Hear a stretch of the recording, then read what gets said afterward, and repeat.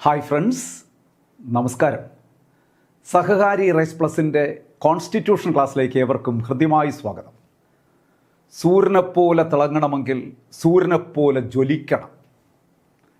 നിങ്ങളുടെ ഉള്ളിലെ കഴിവും കർമ്മശേഷിയും ജ്വലിപ്പിച്ചുകൊണ്ട് തിളക്കമാർന്ന വിജയം കൈവരിക്കാൻ നിങ്ങൾക്കാകും. ഇന്ത്യൻ കോൺസ്റ്റിറ്റ്യൂഷനിലെ വളരെ പ്രധാനപ്പെട്ട ഒരു ബേസിക് ടോപ്പിക്കാണ് ഇന്ന് നമ്മൾ ചർച്ച ചെയ്യുന്നത്. 100% ഗ്യാരണ്ടി പറഞ്ഞുകൊണ്ടാണ് ഞാൻ ഈ ക്ലാസ് എടുക്കുന്നത്. എന്താണ് ഗ്യാരണ്ടി? 1 മാർക്കിനെങ്കിലും ഇന്ന് പഠിപ്പിക്കുന്ന ഈ ടോപ്പിക്കിൽ നിന്ന് നിങ്ങൾക്ക് ചോദ്യം ഉണ്ടാകും എന്നത് 100% സത്യമാണ്. 1 മാർക്ക് എങ്കിലും എന്നാണ് ഞാൻ പറഞ്ഞത്. 1-ലധികം മാർക്ക് നിങ്ങൾക്ക് ഉറപ്പിക്കാവുന്ന ഒരു പ്രധാനപ്പെട്ട കുഞ്ഞു ടോപ്പിക്കാണ് ഇന്ത്യൻ ഭരണഘടനയിലെ പ്രിലിമിനറി ടോപ്പിക്കുകളിൽ ഉൾപ്പെട്ട ആമുഖം അഥവാ പ്രിയാമ്പിൾ എന്ന് പറയുന്ന ഈ ടോപ്പിക്ക്. അപ്പോൾ കൂടുതൽ സമയം കളയാതെ തന്നെ നമുക്ക് ക്ലാസ്സിലേക്ക് കടക്കാം. അപ്പോൾ ആമുഖം പഠിച്ചു തുടങ്ങുന്നതിന് മുമ്പ് അതിലെ 3 പ്രീവിയസ് ചോദ്യങ്ങൾ നിങ്ങളെ ഞാനൊന്ന് പരിചയപ്പെടുത്തിയിട്ട് ക്ലാസ്സിലേക്ക് കടക്കും. ഇവിടെ ചോദ്യത്തിൻ്റെ ഉത്തരം ഞാൻ പറയില്ല ഇപ്പോൾ, കാരണം ഈ ക്ലാസ് കഴിയുമ്പോൾ നിങ്ങൾക്ക് ഈ ചോദ്യത്തിൻ്റെ ഉത്തരം സ്വയം കണ്ടെത്താനാകും. അഥവാ കണ്ടെത്താനായില്ലെങ്കിൽ നമുക്ക് എക്സ്പ്ലെയിൻ ചെയ്ത് തരാം ഞാൻ. നോക്കൂ, നിങ്ങൾ ആദ്യം 3 ചോദ്യങ്ങൾ പരിചയപ്പെട്ടതിന് ശേഷം ക്ലാസ്സിലേക്ക് കടക്കുക. നോക്കാം, നമ്മൾ പഠിക്കുന്നത് ആമുഖമാണ്. ഇതിലെ ഈ അടുത്ത കാലത്ത് പരീക്ഷയ്ക്ക് ചോദിച്ച ചോദ്യങ്ങളാണ് ഇത് 3. ചോദ്യപേപ്പറിൽ നിന്ന് എടുത്താണ്, അതുകൊണ്ടാണ് 22 ക്വസ്റ്റ്യൻ നമ്പറൊക്കെ കാണുന്നത്. ആദ്യത്തെ ചോദ്യം എന്ന് പറഞ്ഞുകൊണ്ട് ഞാൻ ഒരു ചോദ്യം അവതരിപ്പിക്കുമ്പോൾ നിങ്ങൾ ക്വസ്റ്റ്യൻ നമ്പർ നോക്കും 22. അതെന്തേ? അത് ഒരു ചോദ്യപേപ്പറിലെ 22ാമത് ചോദ്യമായിരുന്നു ഇത്. അത് നിങ്ങൾ മനസ്സിലാക്കി വയ്ക്കുക. ആ ചോദ്യം ഒന്ന് ശ്രദ്ധിക്കുക നിങ്ങൾ.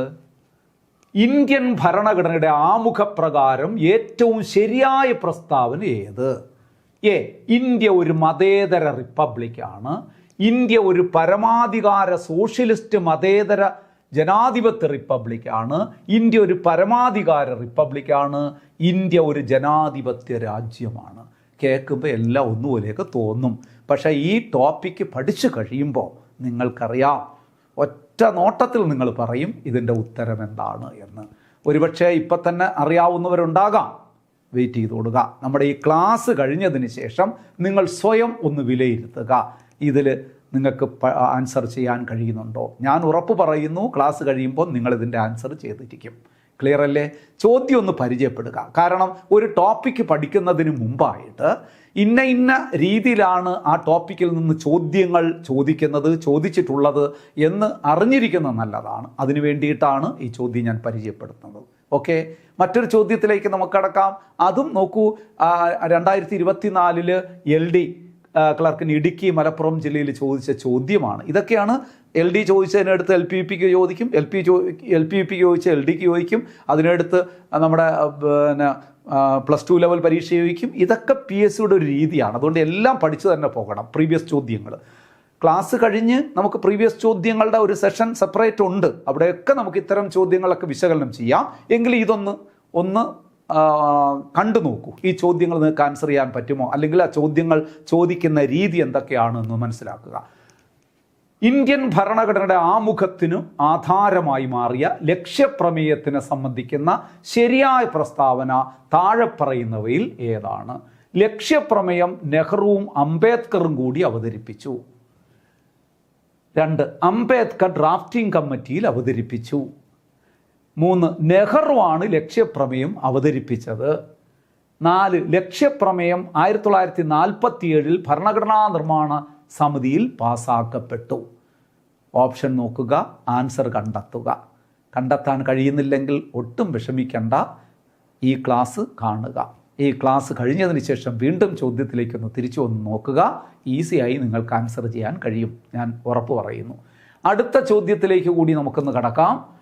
ഇന്ത്യൻ ഭരണഘടനയിലെ ആമുഖപ്രകാരം ഇന്ത്യ എന്നാൽ താഴെ പറയുന്ന പ്രസ്താവനകളിൽ പരമാധികാര സോഷ്യലിസ്റ്റ് മതേതര രാജ്യം, ഇതാദ്യം പറഞ്ഞ ചോദ്യത്തിന് സമാനമാണ്, ചെറിയ വ്യത്യാസമേ ഉള്ളൂ. ഗാന്ധിയൻ ജനാധിപത്യ റിപ്പബ്ലിക്, പരമാധികാര സോഷ്യലിസ്റ്റ് മതേതര ജനാധിപത്യ റിപ്പബ്ലിക്, 3 സ്റ്റേറ്റ്മെൻറ്റേ ഉള്ളൂ. നോക്കിയിട്ട് ഉത്തരം പറയാൻ ശ്രമിക്കുക. സുഹൃത്തുക്കളെ, നന്നായി ഈ ചോദ്യങ്ങൾ വായിക്കുക. ഈ ചോദ്യങ്ങൾ പരിചയപ്പെടുമ്പോഴുള്ള ഗുണം എന്തെന്നറിയോ? ഇത് കഴിഞ്ഞ 2024 ചോദിച്ച ചോദ്യമാണ്, PSCയുടെ ചോദ്യമാണ്, അല്ലാതെ നമ്മളുണ്ടാക്കിയ ചോദ്യമല്ല. അപ്പോൾ ഇത് നിങ്ങൾ നന്നായി ഒന്ന് മനസ്സിലാക്കി വയ്ക്കണം.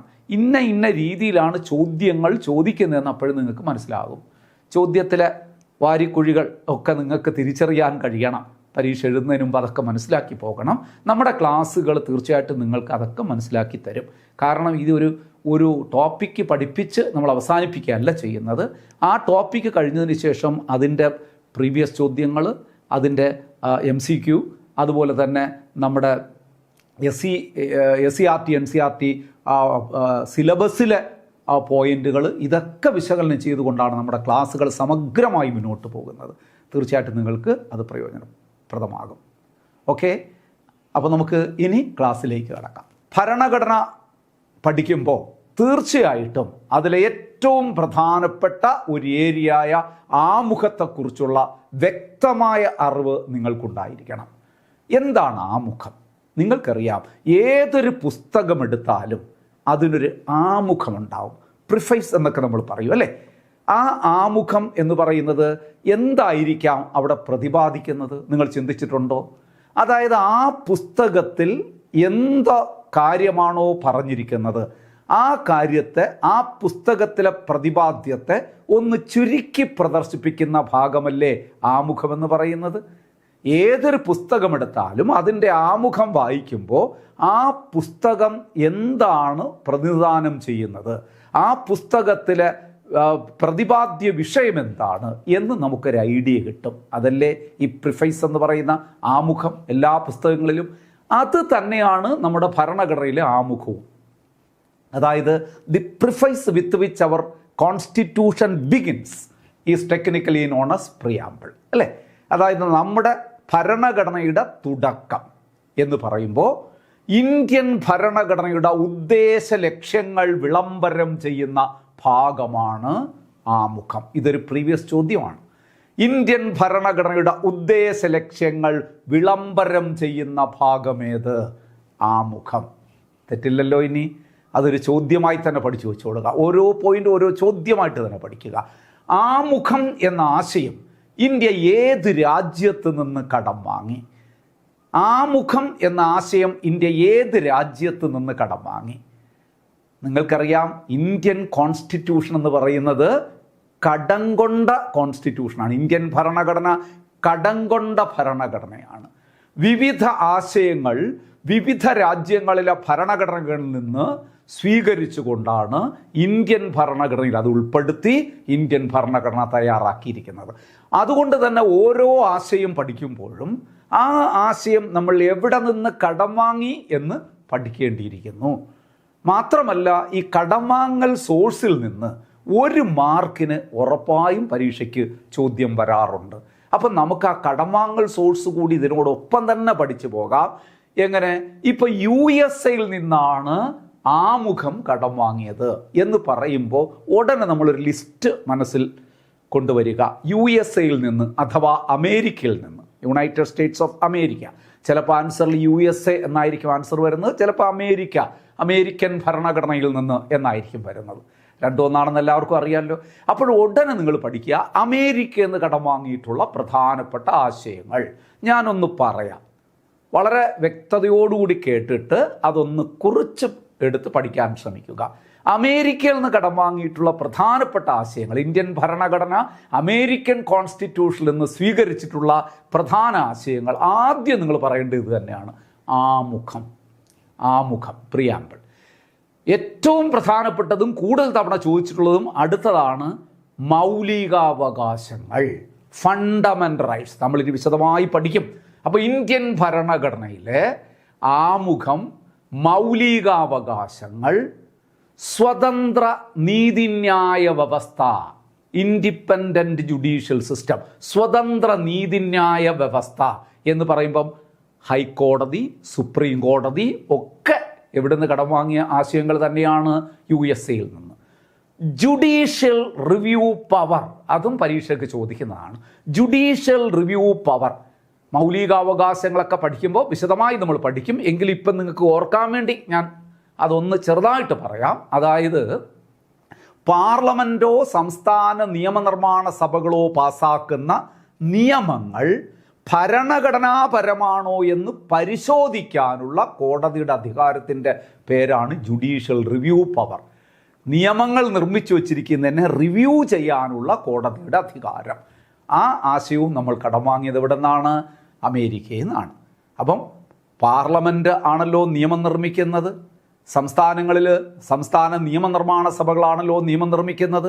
ആ നിയമങ്ങൾ ഭരണഘടനാപരമായിരിക്കണം. അങ്ങനെയാണോ എന്ന് കോടതി പരിശോധിക്കും.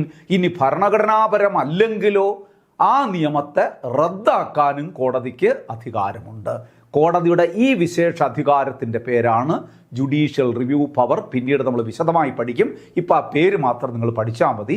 ജുഡീഷ്യൽ റിവ്യൂ പവർ എന്ന ആശയവും ഇന്ത്യ കടം വാങ്ങിയത് അമേരിക്കയിൽ നിന്നാണ്. അടുത്ത ഒരെണ്ണവും കൂടെ ഓർത്തോളൂ, ഇംപീച്ച്മെൻറ്റ്.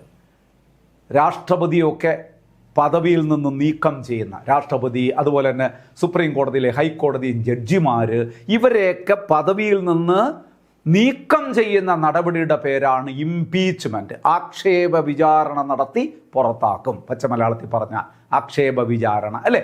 അപ്പോൾ ഇംപീച്ച്മെൻറ്റ് നടപടിയും ആ ആശയവും കടം വാങ്ങിയത് അമേരിക്കയിൽ നിന്നാണ്. തീർന്നില്ല. ലിഖിത ഭരണഘടന എന്ന ആശയം.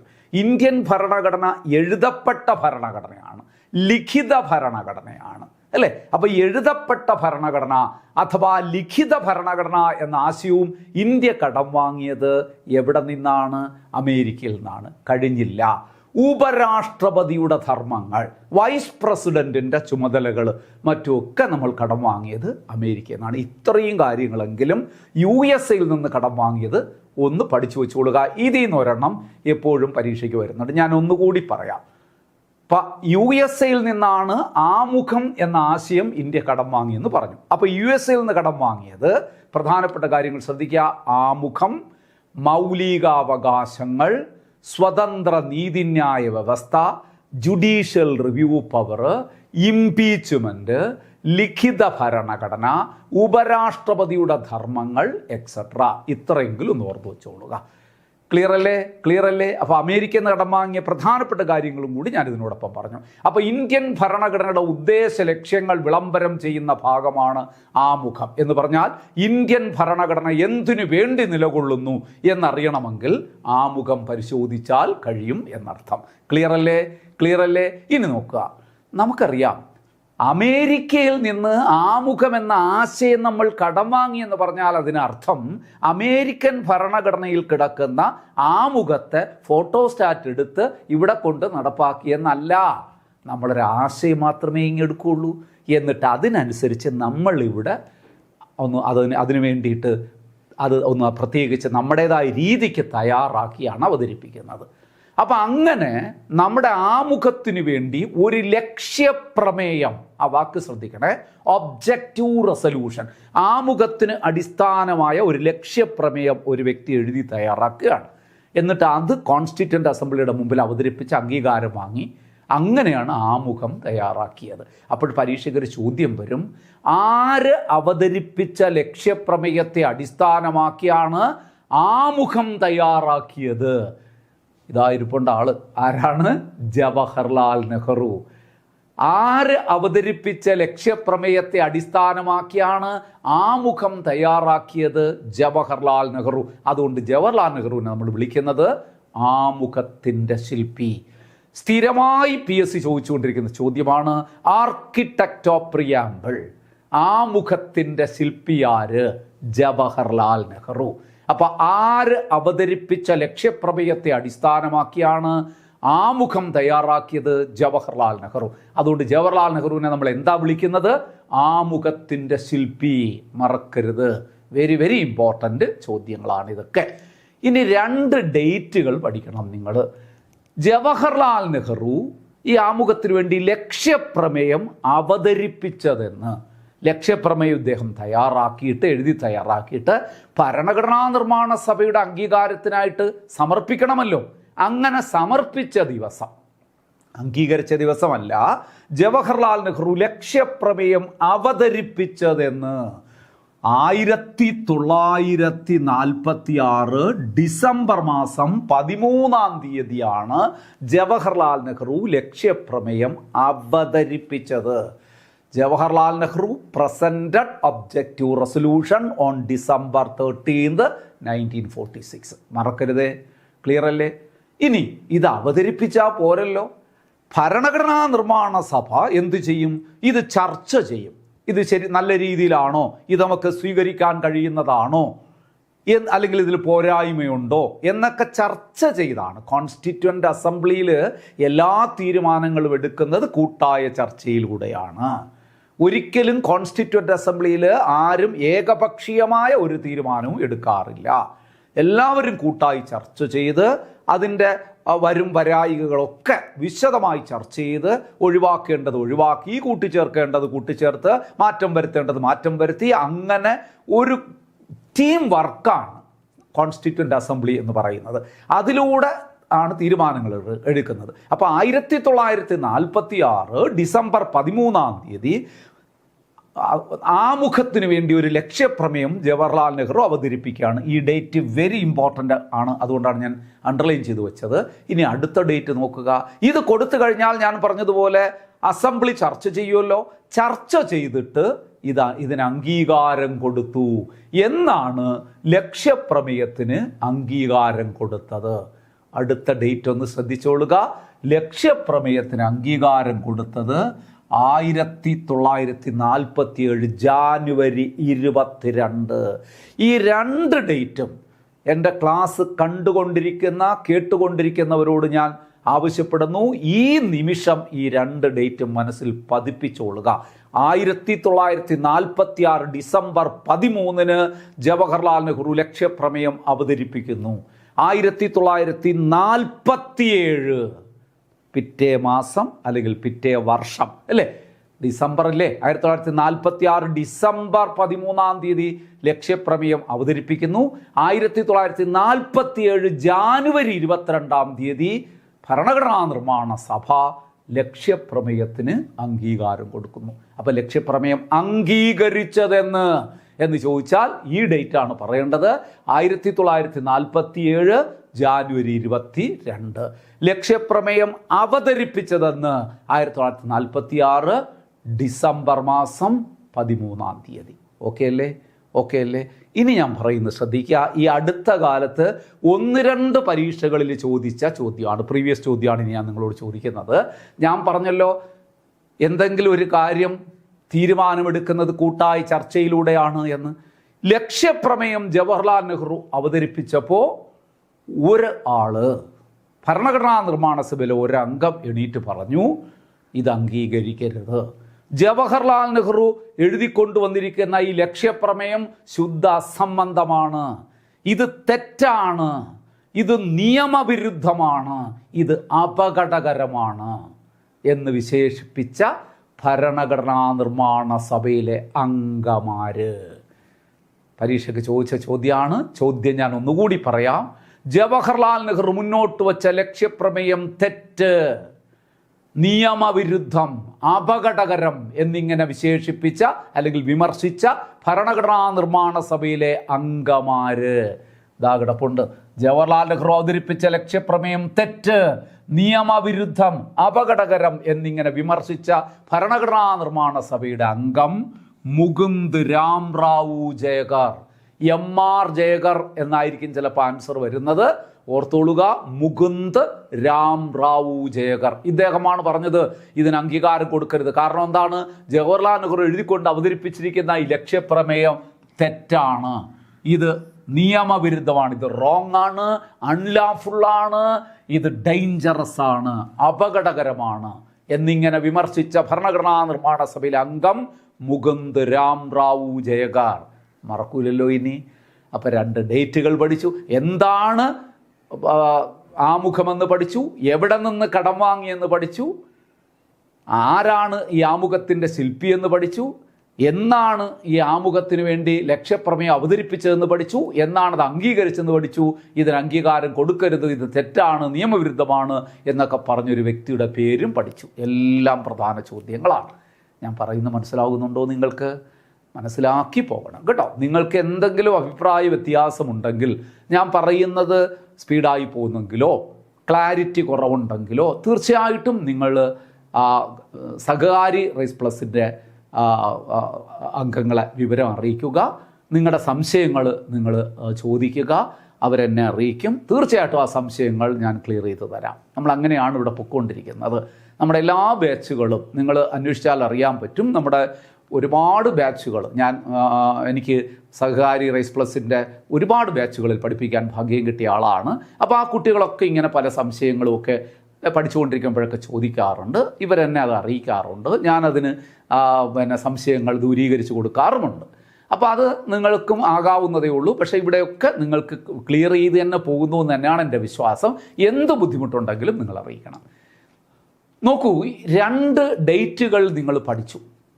ഇനി 2 കേസുകളൂടെ പഠിക്കണം. Very important. 2 കേസുകൾ നോക്കൂ.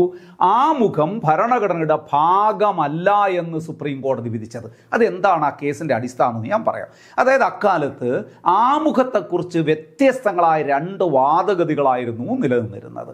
ഒരു കൂട്ടർ പറഞ്ഞു preamble is not the part of constitution, ആമുഖം ഭരണഘടനയുടെ ഭാഗമേ അല്ല. മറുപക്ഷം പറഞ്ഞു preamble is an integral part of constitution, ആമുഖം ഭരണഘടനയുടെ അവിഭാജ്യ ഭാഗമാണ്. തർക്കം രൂക്ഷമായി. ആമുഖം ഭരണഘടനയുടെ ഭാഗമല്ലെന്നൊരു കൂട്ടരും ആമുഖം ഭരണഘടനയുടെ ഭാഗമാണെന്ന് മറുപക്ഷവും. അങ്ങനെ ആ തർക്കം സുപ്രീം കോടതിയുടെ മുമ്പിലെത്തി.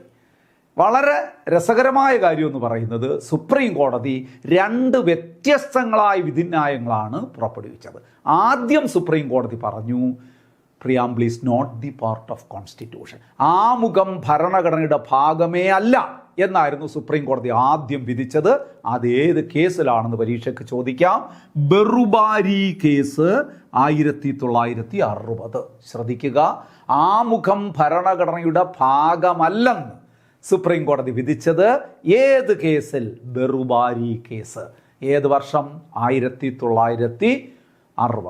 ബെറുബാരി യൂണിയൻ എന്ന് പറയുന്നത് പശ്ചിമ ബംഗാളിൻ്റെ ഭാഗമായിരുന്ന ഒരു പ്രദേശമാണ്. അതിൻ്റെ ഉടമാവകാശത്തെ സംബന്ധിച്ച് ഇന്ത്യയും പാകിസ്ഥാനും ഒക്കെ തമ്മിലുള്ള ഒരു തർക്കമാണ് ഈ കേസിൻ്റെയൊക്കെ അടിസ്ഥാനം എന്ന് പറയുന്നത്. അത് പിന്നീടൊരു അവസരത്തിൽ നമുക്ക് വിശദീകരിക്കാം. എന്തായാലും ഈ ബെറുബാരി കേസിലാണ് സുപ്രീം കോടതി പറഞ്ഞത് ആമുഖം ഭരണഘടനയുടെ ഭാഗമേ അല്ല. സുഹൃത്തുക്കളെ, നിങ്ങളൊന്ന് ആലോചിച്ച് നോക്കൂ. ഇങ്ങനൊരു സുപ്രീം കോടതി വിധി വന്നു കഴിഞ്ഞാൽ നമ്മൾ നേരിടുന്ന പ്രശ്നം എന്താണെന്നറിയാമോ? ആമുഖത്തിൽ തൊടാൻ പറ്റാത്ത അവസ്ഥയായി മാറി. ആമുഖം ഭേദഗതി ചെയ്യാൻ പറ്റില്ല. നിങ്ങളിനി ഭേദഗതിയൊക്കെ പഠിക്കുമ്പം ഒരു ആർട്ടിക്കിൾ പഠിക്കും 368. ഇന്ത്യൻ ഭരണഘടന ഭേദഗതി ചെയ്യുന്നത് ആർട്ടിക്കിൾ 368 പ്രകാരമാണ്, 368 അനുച്ഛേദ പ്രകാരമാണ്. പക്ഷെ ആ അനുച്ഛേദം ഇവിടെ പ്രയോഗിക്കാൻ പറ്റൂല. കാരണം സുപ്രീം കോടതി പറഞ്ഞിരിക്കുന്നു ആമുഖം ഭരണഘടനയുടെ ഭാഗമേ അല്ല എന്ന്. അപ്പം ഭരണഘടനയുടെ ഭാഗമല്ലാത്ത ഒരിടത്ത് എങ്ങനെ 368 പ്രയോഗിക്കും? അല്ലെങ്കിൽ അതെങ്ങനെ ഭേദഗതി ചെയ്യും? അങ്ങനെ ആമുഖം ഭേദഗതി ചെയ്യാൻ കഴിയാത്തൊരവസ്ഥയായി ഈ കേസിൻ്റെ വിധിയിലൂടെ. എന്നാൽ വർഷങ്ങൾ കഴിഞ്ഞ് മറ്റൊരു കേസിലൂടെ സുപ്രീം കോടതി സ്വന്തം വിധി തിരുത്തി. ഏത് കേസിൽ? ദാ വരുന്നു, ആമുഖം ഭരണഘടനയുടെ ഭാഗമാണെന്ന് സുപ്രീം കോടതി വിധിച്ചത് കേശവാനന്ദ ഭാരതി കേസ് 1973. ഇന്ത്യൻ ഭരണഘടനയിൽ വലിയ പ്രത്യാഘാതങ്ങൾ ഉണ്ടാക്കിയ ഏറ്റവും പ്രധാനപ്പെട്ടൊരു കേസാണ് കേശവാനന്ദ ഭാരതി കേസ്. കേശവാനന്ദ ഭാരതി എന്നൊക്കെ പറയുന്നത് ഒരു ഹിന്ദു സന്യാസിയാണ്. ദാ പടം കാണിച്ചിട്ടുണ്ട് ഇവിടെ. കാസർഗോഡ് ജില്ലയിൽ ഒരു മഠാധിപതിയാണ് ഇദ്ദേഹം. മരിച്ചുപോയി, അടുത്ത കാലത്താണ്, 2020 അദ്ദേഹം മരണപ്പെട്ടു പോയത്. അദ്ദേഹമാണ് ആദ്യമായിട്ട് ഇത് കേശവാനന്ദ ഭാരതി കേസ് തുടങ്ങുന്നത് എന്താണ്? വേണമെങ്കിൽ അങ്ങനെയൊക്കെ പരീക്ഷ ചോദിക്കാം. ഏത് കേസുമായി ബന്ധപ്പെട്ടാണ് കേശവാനന്ദ ഭാരതി കേസ് തുടങ്ങുന്നതെന്ന് ചോദിച്ചാൽ കേരള ഭൂപരിഷ്കരണ നിയമത്തിനെതിരെ കേശവാനന്ദ ഭാരതി കൊടുത്ത കേസാണ്. Keshavananda Bharati versus state of Kerala. Kerala ഗവൺമെൻറ്റിനെതിരെ. കേരള ഗവൺമെൻറ് ആണല്ലോ 70 നിങ്ങൾക്കറിയാം ഭൂപരിഷ്കരണ നിയമം പാസ്സാക്കിയത്.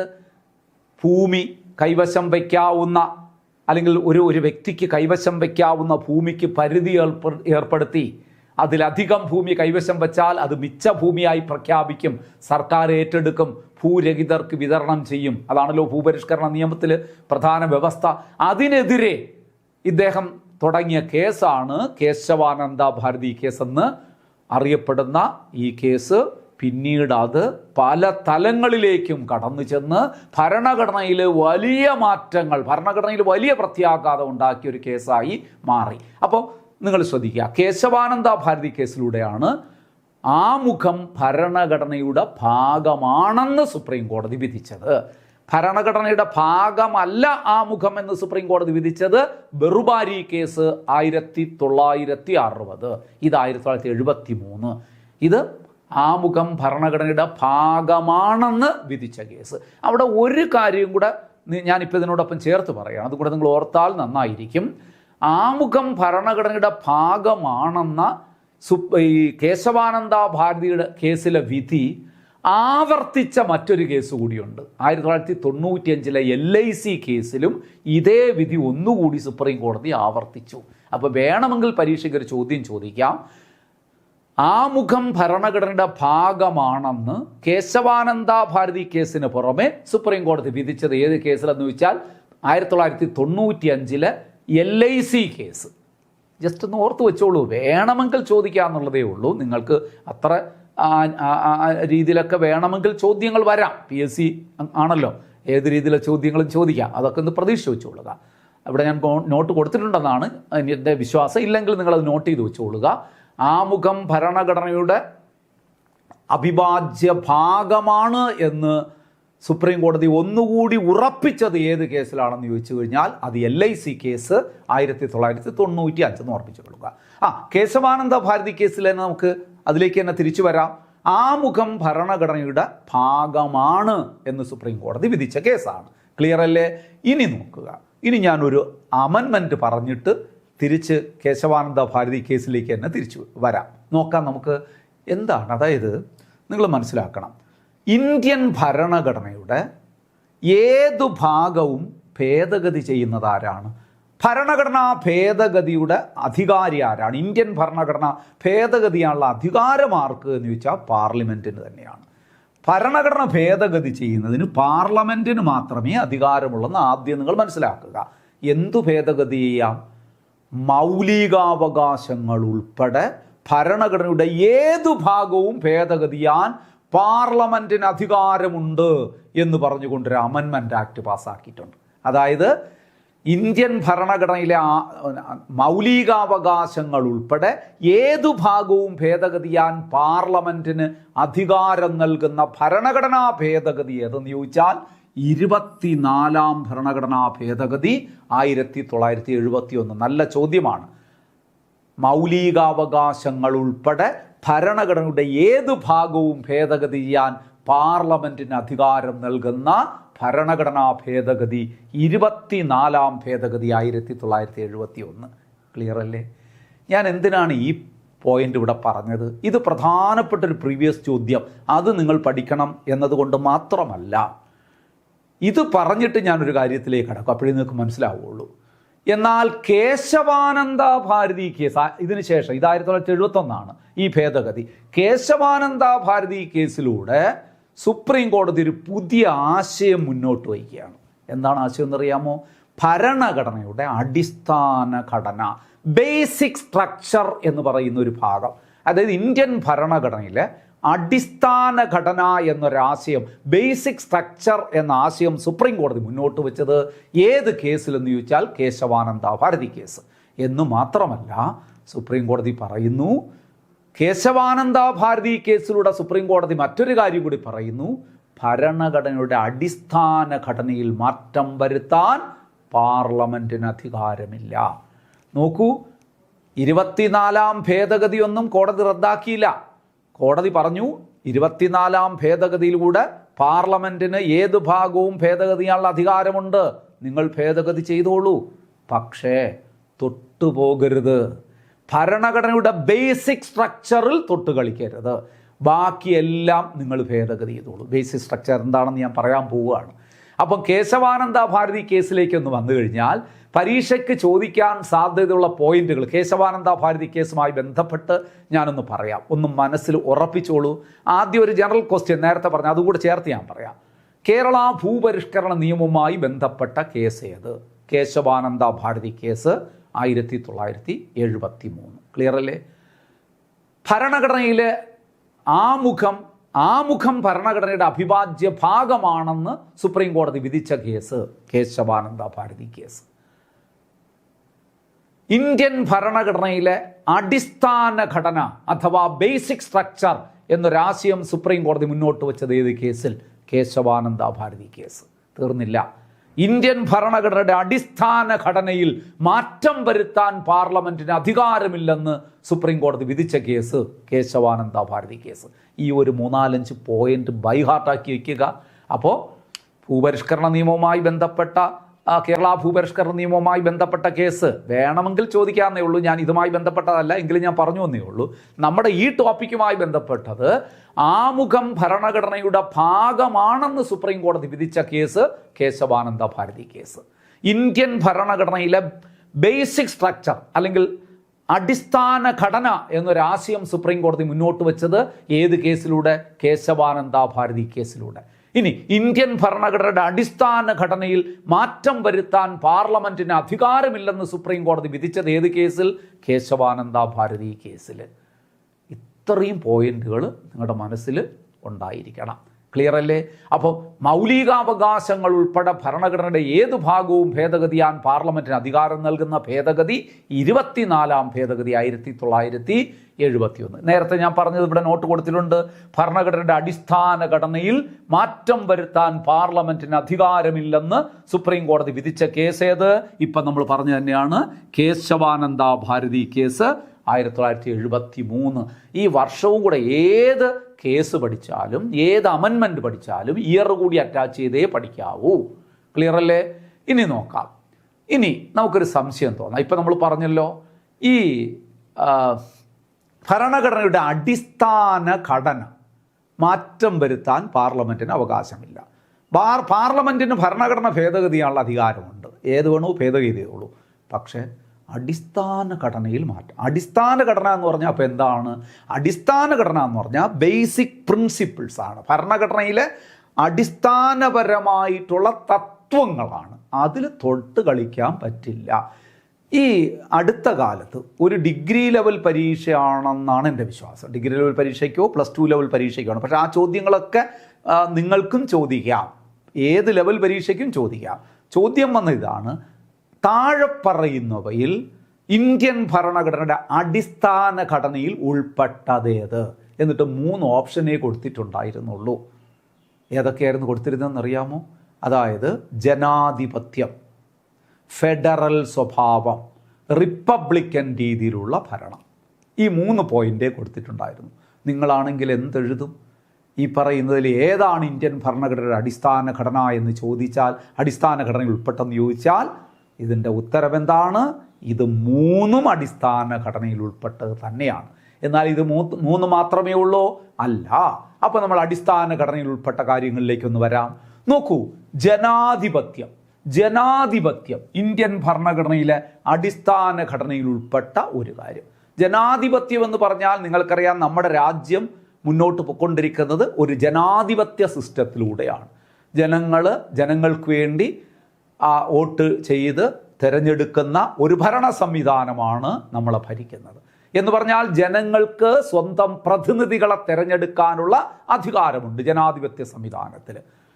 ഇപ്പം നോക്കൂ, നമ്മുടെ കേന്ദ്ര സർക്കാർ പറയുകയാണ്, ഞങ്ങൾക്കിപ്പം മഹാഭൂരിപക്ഷമുണ്ട് പാർലമെൻറ്റിൽ, അതുകൊണ്ട് ഞങ്ങളൊരു ഭേദഗതി നിയമം കൊണ്ടുവരാൻ പോകുന്നു.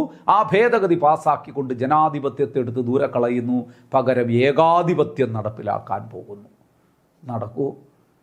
എത്ര ഭൂരിപക്ഷത്തോടുകൂടി ഇനി യുണാനിമസ് ആയിട്ട് ഐക്യകണ്ഠേന ഒരു ഭേദഗതി നിയമം പാർലമെൻറ്റിൽ പാസ്സാക്കിയാലും അത് നിലനിൽക്കില്ല. സുപ്രീം കോടതി അതിനെടുത്ത് ചവറ്റുകൊട്ടയിലെറിയും. എന്തുകൊണ്ട്? ജനാധിപത്യം അടിസ്ഥാന ഘടനയിൽ ഉൾപ്പെട്ടതാണ്, തൊടാൻ പറ്റില്ല, നിലനിർത്തിയേ മതിയാകൂ. അടുത്ത നോക്കൂ, ഫെഡറൽ സ്വഭാവം. അടുത്തത് ഫെഡറൽ സ്വഭാവം എന്ന് പറഞ്ഞാൽ 2 തരം ഗവൺമെൻറ്.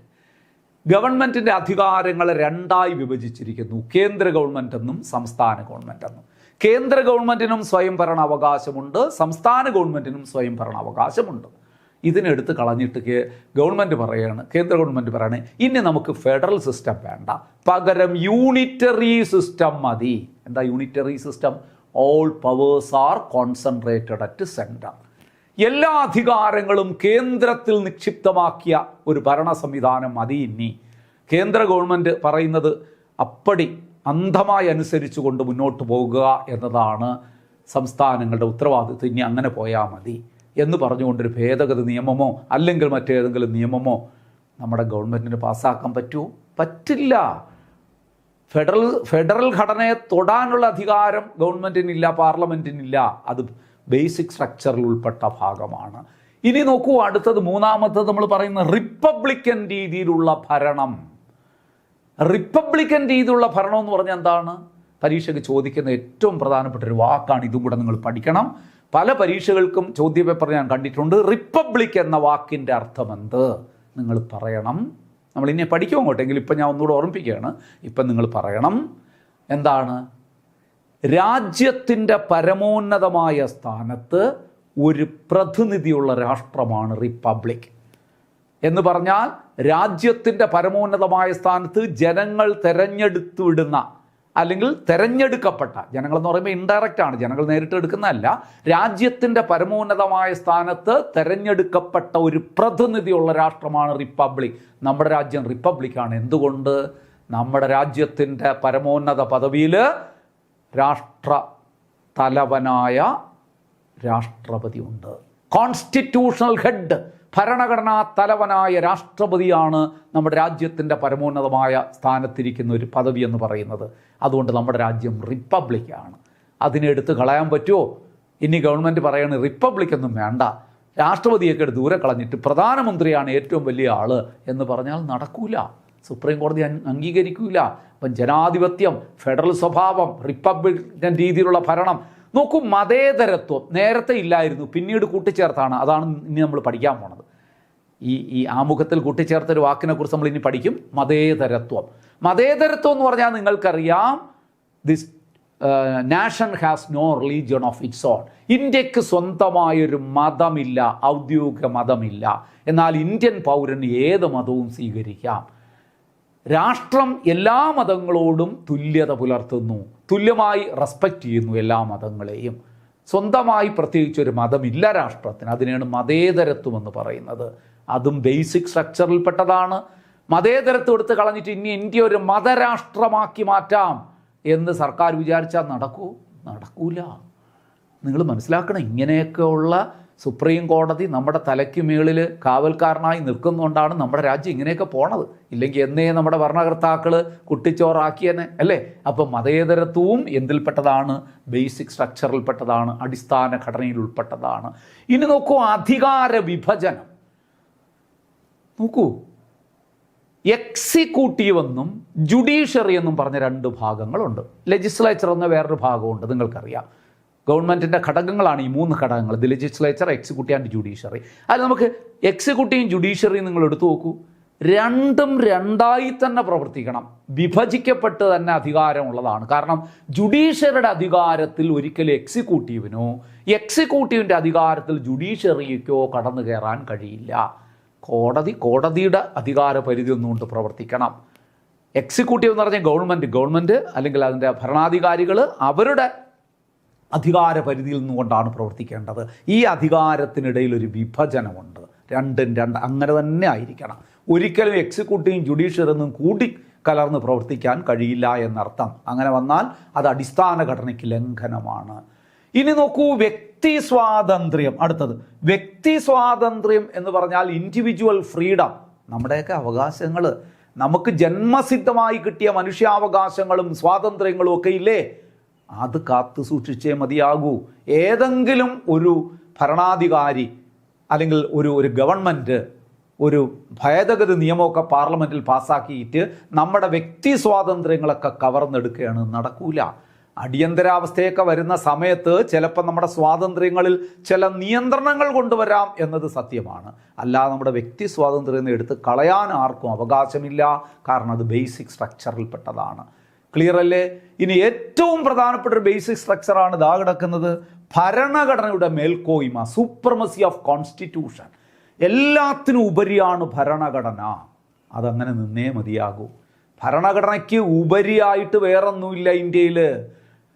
സൂപ്രമസി ഓഫ് കോൺസ്റ്റിറ്റ്യൂഷനാണ് ഭരണഘടനയുടെ മേൽക്കോയ്മ. അതുകൊണ്ടാണ് ഇന്ത്യയുടെ ഭരണഘടനാ തലവനായ രാഷ്ട്രപതി പോലും ഭരണഘടന ലംഘിച്ചാൽ നമ്മൾ പുറത്താക്കും, ഇംപീച്ച്മെൻറ്റിലൂടെ പുറത്താക്കും. കണ്ടോ, ഇന്ത്യൻ ഭരണഘടനയുടെ സംരക്ഷകനായ സുപ്രീം കോടതിയിലെ ചീഫ് ജസ്റ്റിസോ ജഡ്ജിമാരോ ഭരണഘടന ലംഘിച്ച് നോക്കട്ടെ, അവരെയും നമ്മൾ ചെവിക്ക് പിടിച്ച് പുറത്താക്കും ഇംപീച്ച്മെൻറ്റ് നടപടികളിലൂടെ. കണ്ടോ, അപ്പോൾ എല്ലാത്തിനും ഉപരി ആരാണ്? ഭരണഘടനയാണ്. അതങ്ങനെ തന്നെ നിന്നേ പറ്റുള്ളൂ. അതിൻ്റെ പ്രാധാന്യം കുറയ്ക്കാൻ വേണ്ടിയിട്ടൊക്കെ ഒരു ഭേദഗതി നിയമമൊക്കെ കൊണ്ടുവന്നാൽ നിലനിൽക്കില്ല. ഇനിയും നമുക്ക് പറയാം, ഇതാണ് പ്രധാനപ്പെട്ടത്. ഇനി നിങ്ങൾ വേണമെങ്കിൽ നിയമവാഴ്ച, രാജ്യത്ത് നിയമവാഴ്ച നിലനിന്നേ മതിയാകൂ. അതും റൂൾ ഓഫ് ലോ, നിയമവാഴ്ച, അതൊക്കെ ബേസിക് സ്ട്രക്ചറിൽപ്പെട്ടതാണ്. ഇത്രയെങ്കിലും നിങ്ങളുടെ മനസ്സിലുണ്ടാകണം. പരീക്ഷയ്ക്ക് ചോദിക്കുന്നതാണ്. താഴെ പറയുന്നവയിൽ ഭരണഘടനയുടെ അടിസ്ഥാന ഘടനയിൽ ഉൾപ്പെട്ടതേത്, ഉൾപ്പെടാത്തതേത് എന്നൊക്കെ പറഞ്ഞ് ചോദിച്ചാൽ ഇത് ഭംഗിയായിട്ടൊന്ന് മനസ്സിലാക്കി വെച്ചേക്കുക. ഇതാണ് ബേസിക് സ്ട്രക്ചറിൽ പ്രധാനമായിട്ടും ഉൾപ്പെട്ട കാര്യങ്ങൾ. ഓക്കെ ആണല്ലോ? ഇനി ഞാൻ പറയുന്നത് ശ്രദ്ധിച്ചേക്കുക. നാളിതുവരെ ആമുഖം എത്ര തവണ ഭേദഗതി ചെയ്തിട്ടുണ്ട്? ആമുഖം നാളിതുവരെ എത്ര തവണ ഭേദഗതി ചെയ്തിട്ടുണ്ട്? How many times preamble has been amended so far? ആമുഖം ഒരേ ഒരു പ്രാവശ്യം, ഒരു തവണ മാത്രമേ ഭേദഗതി ചെയ്തിട്ടുള്ളൂ. പഠിച്ചു വയ്ക്കണം. ആമുഖം ഒരു തവണ മാത്രമേ ഭേദഗതി ചെയ്തിട്ടുള്ളൂ. അതുകൊണ്ട് തന്നെ ആ ഭേദഗതി നിയമത്തിന് വളരെയധികം പ്രാധാന്യമുണ്ട്. ആമുഖം നാളിതുവരെ ഒരു തവണ മാത്രമേ ഭേദഗതി ചെയ്തിട്ടുള്ളൂ. അപ്പോൾ ആമുഖത്തെ ഭേദഗതി ചെയ്ത ഭരണഘടനാ ഭേദഗതി ഏത്? ആമുഖത്തെ തിരുത്തിക്കുറിച്ച ഭരണഘടനാ ഭേദഗതി ഒരു പ്രാവശ്യം മാത്രമേ ആമുഖത്തെ ഭേദഗതി ചെയ്തിട്ടുള്ളൂ എന്ന് പറഞ്ഞു നമ്മൾ.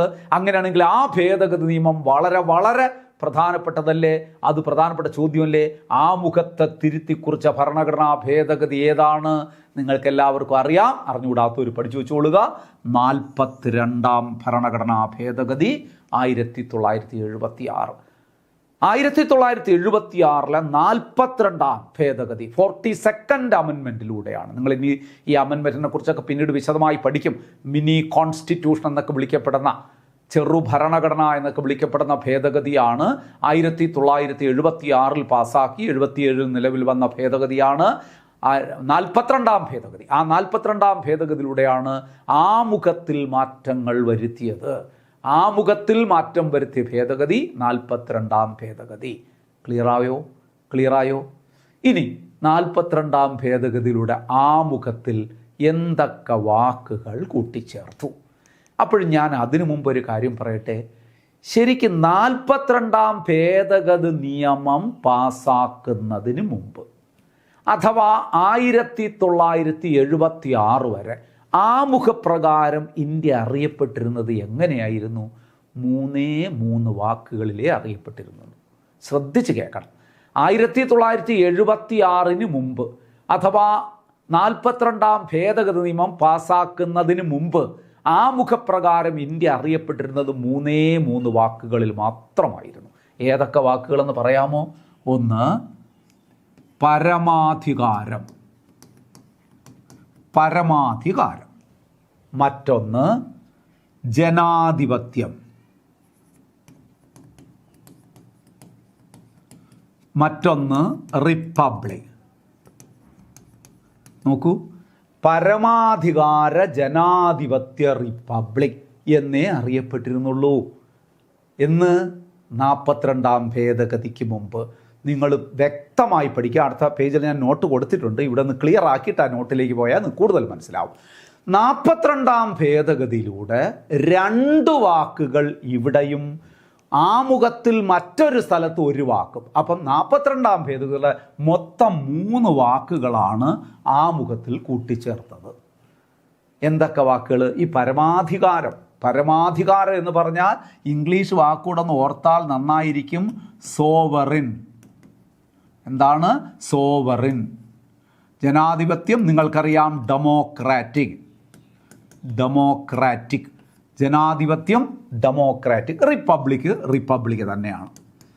റിപ്പബ്ലിക്. ഇങ്ങനെ 3 വാക്കുകളേ ഉണ്ടായിരുന്നുള്ളൂ. ഇതിനിടയിൽ നോക്കൂ, ഇങ്ങനെ 3, ഇനി അഡീഷണൽ ആയിട്ടൊരു 3 വാക്കും കൂടെ ആമുഖത്തിൽ വന്നു. അതിൽ 2 വാക്കുകൾ ഇവിടെ വന്നു. ഇവിടെ വന്നെന്ന് പറഞ്ഞാൽ വന്ന വാക്ക് ഇതാണ്. ഒന്ന് സ്ഥിതി സമത്വം. സ്ഥിതി സമത്വം ഇംഗ്ലീഷ് പറഞ്ഞ സോഷ്യലിസ്റ്റ്. ആ ഇംഗ്ലീഷ് വാക്കുകൂടെ ഞാൻ പറഞ്ഞ എന്താണെന്ന് അറിയോ? പലപ്പോഴും ഇംഗ്ലീഷ് വാക്കുകളെയാണ് എടുത്ത് മലയാളത്തിൽ ചോദിക്കുന്നത്. അപ്പോൾ ഇത് പഠിക്കുമ്പം നിങ്ങൾ ഇംഗ്ലീഷും മലയാളവും കൂടെ ഒന്ന് പഠിച്ചിരിക്കുന്നത് നല്ലതാണ്. സ്ഥിതി സമത്വം എന്ന മലയാള വാക്കൊന്നും വലുതായിട്ട് ചോദിച്ച് കണ്ടിട്ടില്ല. മലയാളത്തിലും സോഷ്യലിസ്റ്റ് എന്ന് തന്നെയാണ് പറയുന്നത്. അപ്പോൾ നോക്കൂ, പരമാധികാര ജനാധിപത്യ റിപ്പബ്ലിക് എന്ന് മാത്രം പറഞ്ഞിരുന്ന ആമുഖത്തിൽ ഒരു വാക്ക് വന്നു, സ്ഥിതി സമത്വം. മറ്റൊരു വാക്ക് ഏതാണ്? മതേതരത്വം. മതേതരത്വം അതെന്താണ്? സെക്കുലാർ. സെക്കുലാർ. കണ്ടോ? അപ്പോൾ ഈ 2 വാക്കുകളുമാണ് 42ാം ഭേദഗതിയിലൂടെ ആമുഖത്തിൽ ഇവിടെ കൂട്ടിച്ചേർക്കപ്പെട്ടത്. പഠിച്ചു പോണേ, നിങ്ങൾക്ക് മനസ്സിലാകാൻ വേണ്ടിയിട്ടാണ് ഞാൻ ഒന്നുകൂടെ നോട്ട് ഞാൻ കൊടുത്തിട്ടുണ്ട്, അപ്പുറത്ത് നോട്ട് കൊടുത്തിട്ടുണ്ട്. എങ്കിലും നിങ്ങളൊന്ന് ഇങ്ങനെ പറയുമ്പോൾ നിങ്ങൾക്ക് എളുപ്പം മനസ്സിലാവും. അപ്പോൾ ആമുഖത്തിൽ 42ാം ഭേദഗതി നിയമം പാസ്സാക്കുന്നതിന് മുമ്പ് ആമുഖപ്രകാരം ഇന്ത്യ എങ്ങനെ അറിയപ്പെട്ടിരുന്നു ചോദിച്ചാൽ പരമാധികാര ജനാധിപത്യ റിപ്പബ്ലിക് എന്ന് മാത്രമേ അറിയപ്പെട്ടിട്ടുണ്ടായിരുന്നുള്ളൂ. എന്നാൽ 42ാം ഭേദഗതിയുടെ ആമുഖത്തിൽ 3 വാക്കുകൾ ചേർത്തു. അതിൽ 2 വാക്ക് ഇവിടെയാണ്. ഒരു വാക്ക് നിൽക്കട്ടെ, ഞാൻ പറയാം എന്താണ് എവിടെയാണെന്ന് പിന്നീട് പറയാം. ഇവിടെ പരമാധികാരം കഴിഞ്ഞിട്ട് സോഷ്യലിസ്റ്റ് അഥവാ സ്ഥിതി സമത്വം, സെക്കുലർ അഥവാ മതേതരത്വം എന്ന വാക്ക് കൂട്ടിച്ചേർത്തു. ഇനി ഞാൻ ചോദിക്കട്ടെ, ഇനി നിങ്ങളോട് ചോദിക്കുകയാണ്, ആമുഖപ്രകാരം ഇന്ത്യ ഇപ്പോൾ അറിയപ്പെടുന്നത് എങ്ങനെയാണ്? ഇതെല്ലാം കൂടെ ചേർത്ത് വായിച്ചാൽ മതി. പരമാധികാര സ്ഥിതി സമത്വ മതേതര ജനാധിപത്യ റിപ്പബ്ലിക്. ഇംഗ്ലീഷ് പറഞ്ഞാൽ sovereign, socialist, secular, democratic republic. പഠിച്ചു വയ്ക്കണേ. ഇതെല്ലാം ഇങ്ങനെ തന്നെ ചോദിക്കും. പലപ്പോഴും പരീക്ഷയ്ക്ക് ഇതിലെ ആമുഖപ്രകാരം ഇന്ത്യ അറിയപ്പെടുന്നത്, എന്നിട്ട് ഇതിൽ ഏതെങ്കിലും വാക്കുകൾ ഒന്നൊക്കെ ഒഴിവാക്കിയൊക്കെ ഓപ്ഷനിൽ വരും. നിങ്ങൾ ഈ 5 വാക്കും ഇതേ ഓർഡർ വന്നാലേ ഉത്തരം കറക്റ്റ് ആവുള്ളൂ. പരമാധികാര സ്ഥിതി സമത്വ മതേതര ജനാധിപത്യ republic, sovereign, socialist, secular, democratic republic. ഇതിൽ ഏതെങ്കിലും മലയാളത്തിലെ വാക്ക് ചോദിച്ചിട്ട് പിന്നീട് അടുത്ത വാക്ക് ചിലപ്പോൾ ഇംഗ്ലീഷിലൊക്കെ ആയിരിക്കും ചോദിക്കുന്നത് കേട്ടോ. അതൊക്കെ ഓർമ്മിച്ചോട്ടെ. പരമാധികാര സോഷ്യലിസ്റ്റ് മതേതര ജനാധിപത്യ റിപ്പബ്ലിക് അങ്ങനെയാണ് കൂടുതൽ പറയുന്നത്. അപ്പോൾ ആ വാക്കുകളൊക്കെ അതുകൊണ്ടാണ് ഇംഗ്ലീഷും മലയാളവും കൂടെ ഞാൻ പറഞ്ഞത്. ഇനി ആമുഖത്തിൽ മറ്റൊരു വാക്ക് ഉൾപ്പെടുത്തിയ കാര്യം ഞാൻ പറഞ്ഞല്ലോ. ആമുഖത്തിൽ മറ്റൊരു സ്ഥലത്ത് ഒരു ഫ്രേസ് കിടപ്പുണ്ടായിരുന്നു. എന്തായിരുന്നു അത്? യൂണിറ്റി ഓഫ് നാഷൻ, രാജ്യത്തിൻ്റെ ഐക്യം എന്ന് കിടന്ന സ്ഥാനത്ത് unity and integrity of nation എന്നാക്കി മാറ്റി. വന്ന വാക്കേത്? ഇൻറ്റഗ്രിറ്റി, അഖണ്ഡത. രാജ്യത്തിൻ്റെ ഐക്യം എന്ന് കിടന്ന സ്ഥാനത്ത് രാജ്യത്തിൻ്റെ ഐക്യവും അഖണ്ഡതയും, അഖണ്ഡത അഥവാ ഇൻറ്റഗ്രിറ്റി എന്ന വാക്കൂടെ ഉൾപ്പെടുത്തി. ഇനി നിങ്ങൾ ചേർത്ത് പറഞ്ഞ് ആമുഖത്തിൽ 42ാം ഭേദഗതിയുടെ ആമുഖത്തിൽ കൂട്ടിച്ചേർക്കപ്പെട്ട 3 വാക്കുകൾ ഏതൊക്കെ? സ്ഥിതി സമത്വം, മതേതരത്വം, അഖണ്ഡത. ക്ലിയർ അല്ലേ? അല്ലെങ്കിൽ സോഷ്യലിസ്റ്റ്, സെക്കുലാർ, ഇൻറ്റഗ്രിറ്റി. ഈ 3 വാക്കുകളാണ് കൂട്ടിച്ചേർത്തത്. ഇതിനെ ഇനി ഓരോന്നെടുത്ത് ചോദിക്കാം. സോഷ്യലിസ്റ്റ് എന്ന പദം ഇന്ത്യൻ ഭരണഘടനയിൽ ഉൾപ്പെടുത്തിയത് ഏതു ഭേദഗതിയിലൂടെ? 42ാം ഭേദഗതിയിലൂടെ. മതേതരത്വം എന്ന വാക്ക് ഇന്ത്യൻ ഭരണഘടന ഉൾപ്പെടുത്തിയത് എന്ന്? കണ്ടോ, 1976. ഭേദഗതിയല്ല ചോദിച്ച വർഷം. ഇനി അതിനേക്കാൾ ഉപരി ഒരു പ്രീവിയസ് ചോദ്യം കൂടെ ഞാൻ പറയാം. മതേതരത്വം ഇന്ത്യൻ ഭരണഘടന ഉൾപ്പെടുത്തിയ പ്രധാനമന്ത്രി ആര്? ഈ സമയത്തുള്ള പ്രധാനമന്ത്രിയുടെ പേരുകൂടി നിങ്ങൾ പഠിക്കണം. ഇന്ദിരാഗാന്ധി. ആരാണ്? ഇന്ദിരാഗാന്ധി. ആ സമയം ഇന്ത്യയുടെ രാഷ്ട്രപതി ആരായിരുന്നു? ഫക്രുദ്ദീൻ അലി അഹമ്മദ്. ഫക്രുദ്ദീൻ അലി അഹമ്മദ്. അപ്പോൾ അത് രണ്ടും കൂടെ ഓർമ്മിച്ചോളൂ. നിങ്ങൾ ഡീറ്റെയിൽ ആയിട്ട് പഠിച്ചു ഇങ്ങനെയൊക്കെ ചോദിക്കാം പരീക്ഷയ്ക്ക് കേട്ടോ. നമ്മളിതിൽ നിന്ന് ഒരു മാർക്ക് പോലും നമുക്ക് നഷ്ടപ്പെടരുത്, അതാണ് നമ്മുടെ ഉദ്ദേശ്യം. അപ്പോൾ എന്താ പറയുന്നത്, ഇത് ക്ലിയർ ആയല്ലോ? ഒന്നുകൂടെ ഞാൻ ഇത്രയും പെട്ടെന്നൊന്ന് പറയാം, നിങ്ങളുടെ മനസ്സിൽ നിൽക്കട്ടെ. ആമുഖം നാളിതുവരെ എത്ര തവണ ഭേദഗതി ചെയ്തിട്ടുണ്ട്? ഒരു തവണ. ആമുഖത്തെ തിരുത്തിക്കുറിച്ച ഭരണഘടനാ ഭേദഗതി ഏത്? 42ാം ഭേദഗതി 1976. 1976 42ാം ഭേദഗതി നിയമം പാസാക്കുന്നതിന് മുമ്പ് ആമുഖപ്രകാരം ഇന്ത്യ അറിയപ്പെട്ടിരുന്നത് എങ്ങനെ? പരമാധികാര ജനാധിപത്യ റിപ്പബ്ലിക്. ഇത്രയേ ഉള്ളൂ. എന്നാൽ 42ാം ഭേദഗതിയിലൂടെ ആമുഖത്തിൽ കൂട്ടിച്ചേർക്കപ്പെട്ട 3 വാക്കുകൾ ഏതൊക്കെ? സ്ഥിതി സമത്വം അഥവാ സോഷ്യലിസ്റ്റ്, മതേതരത്വം അഥവാ സെക്കുലർ, അഖണ്ഡത അഥവാ ഇൻറ്റഗ്രിറ്റി. ആമുഖപ്രകാരം ഇന്ത്യ ഇപ്പോൾ അറിയപ്പെടുന്നത് പരമാധികാര സ്ഥിതി സമത്വ മതേതര ജനാധിപത്യ റിപ്പബ്ലിക് അഥവാ sovereign socialist secular democratic republic. ഈ വാക്കുകൾ ഇതിനോടൊപ്പം ഒന്നും കൂട്ടിച്ചേർത്തുകളല്ലേ.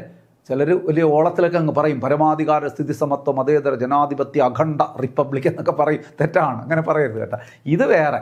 യൂണിറ്റി ഓഫ് നാഷൻ എന്ന് കിടക്കുന്ന സ്ഥാനത്ത് unity and integrity of nation എന്നാക്കി മാറ്റി. ഇനി ഇന്ത്യൻ ഭരണഘടനയിൽ മതേതരത്വം എന്ന വാക്ക് കൂട്ടിച്ചേർക്കപ്പെട്ട വർഷമെന്ന് 1976. അഖണ്ഡത എന്ന വാക്ക് ഇന്ത്യൻ ഭരണഘടനയിൽ ഉൾപ്പെടുത്തിയ പ്രധാനമന്ത്രി ആര്? ഇന്ദിരാഗാന്ധി. ഈ 3 വാക്കിൽ ഏത് ചോദിച്ചാലും ഈ പ്രധാനമന്ത്രിയുടെ കാലത്താണ് പ്രധാനമന്ത്രി. ആ സമയം 42ാം ഭേദഗതി സമയം ഇന്ത്യയുടെ രാഷ്ട്രപതി ആരായിരുന്നു? ഫഖ്റുദ്ദീൻ അലി അഹമ്മദ്. ക്ലിയർ അല്ലേ? ഇങ്ങനെയൊക്കെ പരീക്ഷയ്ക്ക് ചോദിക്കും. ഇനി നമ്മളിവിടെ കൊടുത്തിരിക്കുന്ന നോട്ട് കൂടി നിങ്ങൾക്കൊന്ന് പരിശോധിച്ചാൽ ക്ലിയർ ആവും. നോക്കൂ, സ്ഥിതി സമത്വം, മതേതരത്വം, അഖണ്ഡത ഉൾപ്പെടുത്തിയ 3 വാക്കുകളാണ്. സ്ഥിതി സമത്വം സോഷ്യലിസ്റ്റ്, മതേതരത്വം അഥവാ സെക്കുലർ, അഖണ്ഡത അഥവാ ഇൻറ്റഗ്രിറ്റി. ഇനി അപ്പോൾ ഇപ്പോൾ ആമുഖപ്രകാരം ഇന്ത്യ ഇപ്പോൾ അറിയപ്പെടുന്നത് എങ്ങനെയാണ്? നോക്കൂ, പരമാധികാര സ്ഥിതി സമത്വ മതേതര ജനാധിപത്യ republic, sovereign socialist secular democratic republic. എല്ലാം ഞാൻ വിശദീകരിച്ചതാണ്. ക്ലിയർ അല്ലേ? ഇപ്പം വ്യക്തത വന്നോ? ക്ലിയർ ആയില്ലേ? ഒന്നും ഞാൻ ഇതിനകത്ത് ഇല്ലാത്തതുപോലും ഞാൻ പറഞ്ഞു. അതെല്ലാം നിങ്ങളുടെ മനസ്സിലുണ്ടാകണം. ക്ലിയറായി. ഇനി ഞാൻ ഭരണഘടനയിൽ ആമുഖത്തിലാണല്ലോ ഭരണഘടനയിലെ ലക്ഷ്യങ്ങൾ വിളംബരം ചെയ്യുന്നത്. ആ ലക്ഷ്യങ്ങളിലേക്ക് പോകുന്നതിന് മുമ്പ്, ആ ലക്ഷ്യങ്ങളിലേക്ക് വരാം. അതിനു മുമ്പ് ഈ 5 വാക്കുകൾ എന്താണ് അതിൻ്റെ അർത്ഥമൊന്നും കൂടെ ഒന്ന് വ്യക്തമായി നിങ്ങൾ പഠിച്ചു വയ്ക്കണം. നോക്കാം 5 വാക്കിൻ്റെ അർത്ഥം എന്താണെന്ന് കൂടെ നിങ്ങൾ പഠിച്ചു വയ്ക്കണം. ആദ്യം നോക്കൂ, പരമാധികാരം, സോവറിൻ. ജസ്റ്റ് ഓരോ വാക്കുകൾ, വലിയ ഇമ്പോർട്ടൻ്റ് അല്ലാത്തത് കൊണ്ട് ഞാൻ നോട്ട് കൊടുത്തിട്ടില്ല. പക്ഷേ ഇമ്പോർട്ടൻ്റ് അല്ല എന്ന് പറയാനും പറ്റില്ല, പരീക്ഷയ്ക്ക് ഇടയ്ക്കൊക്കെ ചോദിച്ചിട്ടുണ്ടായിരുന്നു. ഈ 5 വാക്കുകളൂടെ ഞാനൊന്ന് പറയാം കേട്ടോ. പരമാധികാരം എന്ന് പറഞ്ഞാൽ എന്താ അർത്ഥം? പരമാധികാരം എന്ന് പറഞ്ഞാൽ സ്വതന്ത്രാധികാരം. നമ്മുടെ രാജ്യത്തെ സംബന്ധിക്കുന്ന എന്ത് തീരുമാനമെടുക്കാൻ നമ്മുടെ രാജ്യത്തിന് തന്നെയാണ് അധികാരം. മറ്റൊരു വിദേശ രാജ്യത്തെയും നമ്മുടെ ആഭ്യന്തര കാര്യങ്ങളിൽ ഇടപെടാൻ നമ്മൾ അനുവദിക്കില്ല. അതാണ് ശരിക്ക് നമ്മുടെ പരമാധികാരം. ഇന്ത്യയുടെ വിധി നിർണ്ണയിക്കാനുള്ള അധികാരം ഇന്ത്യക്ക് മാത്രമാണ്. ഏത് വിഷയത്തെക്കുറിച്ച് നിയമനിർമ്മാണം നടത്താനും നമുക്ക് മാത്രമാണ് അധികാരം. ഒരു രാജ്യവും നമ്മളോട് പറയൂല അങ്ങനെ വേണ്ടായിരുന്നു, നിങ്ങൾ ഇങ്ങനെയല്ലേ തീരുമാനമെടുക്കേണ്ടത്, അത് നമ്മുടെ ഇഷ്ടം, അല്ല അത് നിങ്ങൾക്ക് ദോഷം സംഭവിക്കും, ആയിക്കോട്ടെ ഞങ്ങൾ സഹിച്ചോളാം. ഇതാണ് നമ്മുടെ രീതി. ഇതിനെയാണ് നമ്മൾ വിളിക്കുന്ന പരമാധികാരം. നമ്മൾ ആരുമായിട്ടൊക്കെ ബന്ധപ്പെടണം, ഏതൊക്കെ രാജ്യങ്ങളുമായി നമ്മൾ കൂടുതൽ ഐക്യത്തിൽ പോകണം, എവിടെ നിന്നൊക്കെ സാധനങ്ങൾ വാങ്ങണം, ഇതൊക്കെ നമ്മളല്ലേ തീരുമാനിക്കേണ്ടത്. ഈ ഇടയ്ക്ക് നിങ്ങൾക്ക് ഓർമ്മയുണ്ടല്ലോ, നമ്മുടെ മഹാനായ റൊണാൾഡ് ട്രംപ്, US അല്ലേ, അമേരിക്കൻ പ്രസിഡൻ്റ് ആയ ട്രംപ് പറഞ്ഞു എന്താണ്, നിങ്ങൾ ഇന്ത്യ റഷ്യയിൽ നിന്ന് വാങ്ങുന്ന എണ്ണ നിർത്തണം, അങ്ങനെ എണ്ണ വാങ്ങരുത്, വാങ്ങിയാൽ ഞങ്ങൾ അതിന് നിങ്ങൾക്ക് ബാക്കിയുള്ള എല്ലാ കാര്യങ്ങൾക്കും നിങ്ങളുടെ നികുതി കൂട്ടും, തീരുവ കൂട്ടും, നിങ്ങളെ ബുദ്ധിമുട്ടിക്കും. ഇന്ത്യ പറഞ്ഞ എന്താണെന്ന് അറിയുമോ? നിങ്ങളെന്താ ചെയ്യാനുള്ളത് ചെയ്തോ, ഞങ്ങളെവിടെ നിന്ന് സാധനം വാങ്ങണമെന്നോ ഞങ്ങളെവിടെ നിന്ന് സാധനം വാങ്ങരുതെന്നോ പറയാൻ നിങ്ങൾക്ക് അവകാശമില്ല. അങ്ങനെ പറഞ്ഞാൽ അനുസരിക്കാനുള്ള ബാധ്യതയും ഞങ്ങൾക്കില്ല. നിങ്ങൾ ചെയ്യാനുള്ളത് ചെയ്യുക. കാരണം അത് നമ്മുടെ പരമാധികാരത്തെ ചോദ്യം ചെയ്യുന്നതാണ്.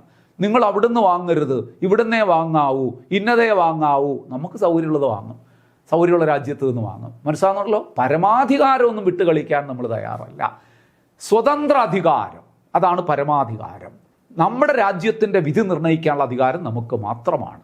നമ്മുടെ രാജ്യത്തിൻ്റെ ആഭ്യന്തര കാര്യങ്ങളിൽ ഇടപെടാൻ ഒരു രാഷ്ട്രത്തെയും നമ്മൾ അനുവദിക്കില്ല. മനസ്സ് വെച്ചുകൊള്ളുക. ഇതാണ് പരമാധികാരം. അപ്പോൾ സ്ഥിതി സമത്വമോ? സമത്വം, സ്ഥിതി സമത്വം. ഇവിടെ ഭരണഘടനയിലെ സോഷ്യലിസ്റ്റ് എന്ന വാക്ക് ജനാധിപത്യ സോഷ്യലിസം എന്നാണ് ഉദ്ദേശിക്കുന്നത്. അതായത് ജനാധിപത്യപരമായ മാർഗത്തിലൂടെ, അഹിംസാത്മകമായ മാർഗത്തിലൂടെ ലക്ഷ്യങ്ങൾ നേടുക എന്നതാണ് നമ്മുടെ ജനാധിപത്യത്തിൻ്റെ നമ്മുടെ സ്ഥിതി സമത്വത്തിൻ്റെ. അതായത് എല്ലാ ജനങ്ങളും യാതൊരു വിവേചനവും കൂടാതെ വളരെ നമ്മുടെ രാജ്യത്തിൻ്റെ സമ്പത്ത് എല്ലാവരിലും വിതരണം ചെയ്ത് ഒരു സോഷ്യലിസ്റ്റ് സെറ്റപ്പിൽ പോകണം. പക്ഷേ ആ സോഷ്യലിസ്റ്റ് സംവിധാനം നമ്മൾ ഉണ്ടാക്കിയെടുക്കുന്നത് സായുധ വിപ്ലവത്തിലൂടെ അല്ല, അത് ജനാധിപത്യപരമായ മാർഗത്തിലൂടെ, അഹിംസാത്മകമായ മാർഗത്തിലൂടെ സോഷ്യലിസ്റ്റ് ആശയങ്ങൾ കൈവരിക്കുക എന്നുള്ളതാണ് ലക്ഷ്യം. ഇതാണ് സോഷ്യലിസം കൊണ്ട് ഇവിടെ ഉദ്ദേശിക്കുന്നത്. അപ്പം പരമാധികാരമായി, സോഷ്യലിസ്റ്റായി, മതേതരത്വം എന്ന് പറഞ്ഞാൽ എന്താണ്? സെക്കുലാർ. ഇന്ത്യക്ക് സ്വന്തമായൊരു മതമില്ല. ഏത് മതം സ്വീകരിക്കാനും പൗരനവകാശമുണ്ട്. പക്ഷേ ഇന്ത്യക്ക് ഔദ്യോഗികമായൊരു മതമില്ല. അതാണ് മതേതരത്വം എന്ന് പറയുന്നത്. എല്ലാ മതങ്ങളോടും നമുക്ക് റെസ്പെക്റ്റ് ഉണ്ട്, നമുക്ക് ബഹുമാനമുണ്ട്. ഒരു മതത്തെയും നമ്മൾ നിഷേധിക്കുന്നുമില്ല, ഏതെങ്കിലും ഒരു മതത്തിന് പ്രത്യേക പ്രാധാന്യം കൊടുക്കുന്നില്ല. അതാണ് നമ്മുടെ രീതി എന്ന് പറയുന്നത്. അപ്പോൾ അതാണ് മതേതരത്വം. ജനാധിപത്യം എന്ന് പറയുന്നത് നിങ്ങൾക്കറിയാലോ, അടുത്ത വാക്ക് ജനാധിപത്യം. ഇന്ത്യയിലെ ജനങ്ങൾ അവരുടെ പ്രതിനിധികളെ തിരഞ്ഞെടുക്കാൻ അധികാരമുള്ളവരാണ്. അവരുടെ പ്രതിനിധികളെ തിരഞ്ഞെടുക്കാനുള്ള അധികാരം ജനങ്ങൾക്ക് വേണ്ടി തിരഞ്ഞെടുക്കുന്നു, പ്രതിനിധികളെ തിരഞ്ഞെടുക്കുന്നു, അവർ ജനങ്ങൾക്ക് വേണ്ടി ഭരിക്കുന്നു. ആ സിസ്റ്റമാണ് നമ്മൾ മുന്നോട്ട് പോയിക്കൊണ്ടിരിക്കുന്നത്, ജനാധിപത്യം. റിപ്പബ്ലിക്, അടുത്ത ലാസ്റ്റ് വാക്ക്. റിപ്പബ്ലിക് എന്ന വാക്കിൻ്റെ അർത്ഥവും നമ്മൾ പറഞ്ഞു, നേരത്തെ ഞാൻ പറഞ്ഞു. രാജ്യത്തിൻ്റെ പരമോന്നതമായ സ്ഥാനത്ത് ഒരു പ്രതിനിധിയുള്ള രാഷ്ട്രമാണ് റിപ്പബ്ലിക്. നമ്മൾ റിപ്പബ്ലിക്കാണ്. നമ്മുടെ രാജ്യത്തിൻ്റെ തലപ്പത്ത് ആരുണ്ട്? രാഷ്ട്രപതിയുണ്ട്. അപ്പോൾ നമ്മൾ റിപ്പബ്ലിക്കാണ്. ക്ലിയർ അല്ലേ? ഇനി നോക്കുക, ഇന്ത്യൻ ഭരണഘടനയിൽ ലക്ഷ്യങ്ങൾ നമ്മൾ പഠിച്ചല്ലോ. ആമുഖത്തിൽ പ്രതിപാദിക്കുന്നത് എന്താണ്? ആമുഖം വ്യക്തമാക്കുന്നത് ഭരണഘടനയുടെ ഉദ്ദേശ ലക്ഷ്യങ്ങൾ. നമ്മൾ ആദ്യത്തെ പോയിന്റ് തന്നെ അതായിരുന്നു. ഇന്ത്യൻ ഭരണഘടനയുടെ ഉദ്ദേശ ലക്ഷ്യങ്ങൾ വിളംബരം ചെയ്യുന്ന ഒരു ഭാഗമാണ് ആമുഖമെന്ന് നമ്മൾ പഠിച്ചില്ലേ?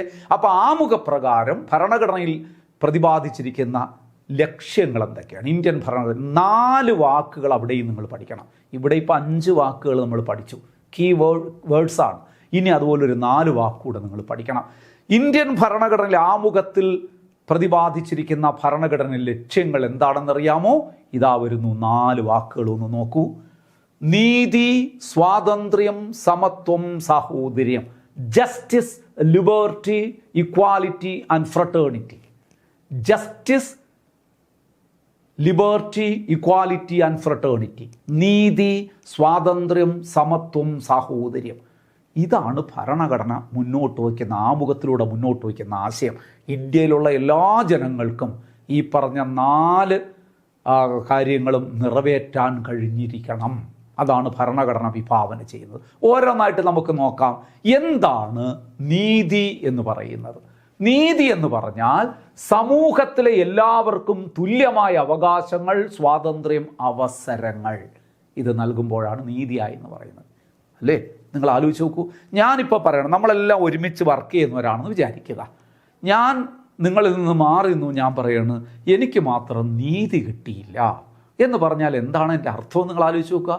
നിങ്ങൾക്ക് കിട്ടുന്ന അവകാശങ്ങൾ എനിക്ക് കിട്ടുന്നില്ല, നിങ്ങൾക്ക് കിട്ടുന്ന സ്വാതന്ത്ര്യം എനിക്ക് കിട്ടുന്നില്ല, നിങ്ങൾക്ക് കിട്ടുന്ന അവസരങ്ങൾ എനിക്ക് കിട്ടുന്നില്ല. അപ്പം ഞാൻ പറയും നീതി നിഷേധമായി പോയി.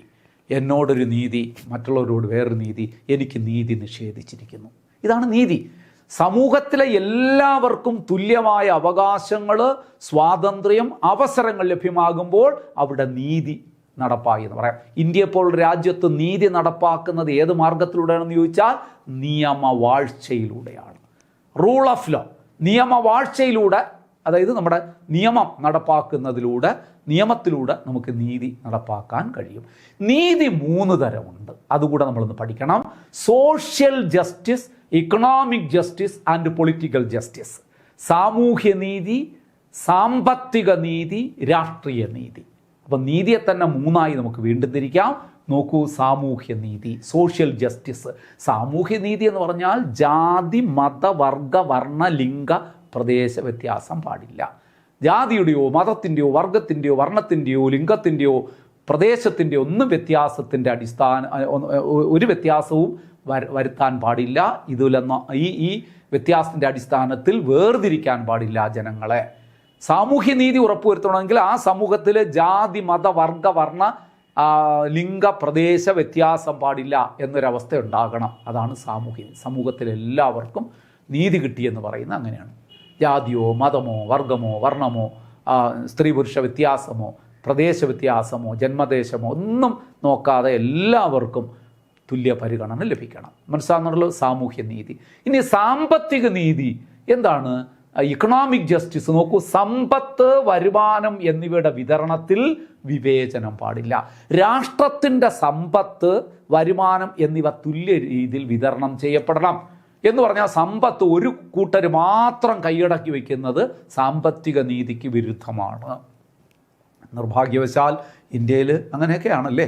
അദാനി, അംബാനി തുടങ്ങിയ കോർപ്പറേറ്റിൻ്റെ കൈകളിലാണ് നമ്മുടെ സമ്പത്തിൻ്റെ നല്ലൊരു ഭാഗവും. അത് നല്ലതല്ലെന്നാണ് പറയുന്നത്. അത് സാമ്പത്തിക നീതിക്ക് വിരുദ്ധമാണ്. രാജ്യത്തിൻ്റെ സമ്പത്തും വരുമാനവും എല്ലാ ജനങ്ങളിലും വിതരണം ചെയ്യപ്പെടുമ്പോഴാണ് അവിടെ സാമ്പത്തിക നീതി ഉറപ്പുവരുന്നത്. അതാണ് സാമ്പത്തിക നീതി. ഇനി രാഷ്ട്രീയ നീതി എന്ന് പറഞ്ഞാൽ എന്താണ്? പൊളിറ്റിക്കൽ ജസ്റ്റിസ് എന്ന് പറഞ്ഞു കഴിഞ്ഞാൽ രാഷ്ട്രീയ പ്രക്രിയയിൽ പങ്കാളിയാകാൻ എല്ലാവർക്കും അവകാശമുണ്ട്. നമ്മുടെ രാഷ്ട്ര പുനർനിർമ്മാണ പ്രക്രിയയിൽ പങ്കാളിയാകാൻ എനിക്ക് നിങ്ങൾക്കൊക്കെ അവകാശമുണ്ട്. ഒരു തെരഞ്ഞെടുപ്പ് വരുന്നു, നിങ്ങൾ വോട്ട് ചെയ്യാൻ പോകുന്നു, അതുപോലെ ഞാൻ വോട്ട് ചെയ്യാൻ പോകുന്നു. നിങ്ങളെ വോട്ട് ചെയ്യാൻ സമ്മതിക്കുന്നു, എന്നെ വോട്ട് ചെയ്യാൻ സമ്മതിക്കുന്നില്ല. വോട്ടേഴ്സ് ലിസ്റ്റ് പേരുണ്ട്, എനിക്ക് അവകാശമുണ്ട്, എല്ലാം ഉണ്ട്. അപ്പോൾ അത് എന്നോടുള്ള എന്ത് നീതി നിഷേധമാണ്? പൊളിറ്റിക്കൽ ജസ്റ്റിസ് നിഷേധിക്കുകയാണ്. രാഷ്ട്രത്തിൻ്റെ പുനർനിർമ്മാണ പ്രക്രിയ അല്ലെങ്കിൽ എന്താണ്? എനിക്ക് അർഹതയുണ്ടായിട്ടും ബോധപൂർവം എൻ്റെ പേര് വോട്ടേഴ്സ് ലിസ്റ്റിൽ നിന്ന് പതുക്കെ ഒഴിവാക്കുന്നു. അതൊക്കെ പൊളിറ്റിക്കൽ ഇൻജസ്റ്റിസ് ആണ്, അന്യായമാണ്, രാഷ്ട്രീയ അന്യായം കാണിക്കലാണ്. അത് പാടില്ല. രാഷ്ട്രീയ പ്രക്രിയയിൽ പങ്കാളിയാകാൻ എല്ലാവർക്കും അവകാശമുണ്ട് എന്നുള്ളതാണ് രാഷ്ട്രീയ നീതി. ഈ മൂന്ന് നീതിയും ഇന്ത്യ കടം വാങ്ങിയത് ഇവിടെ നിന്നാണ്.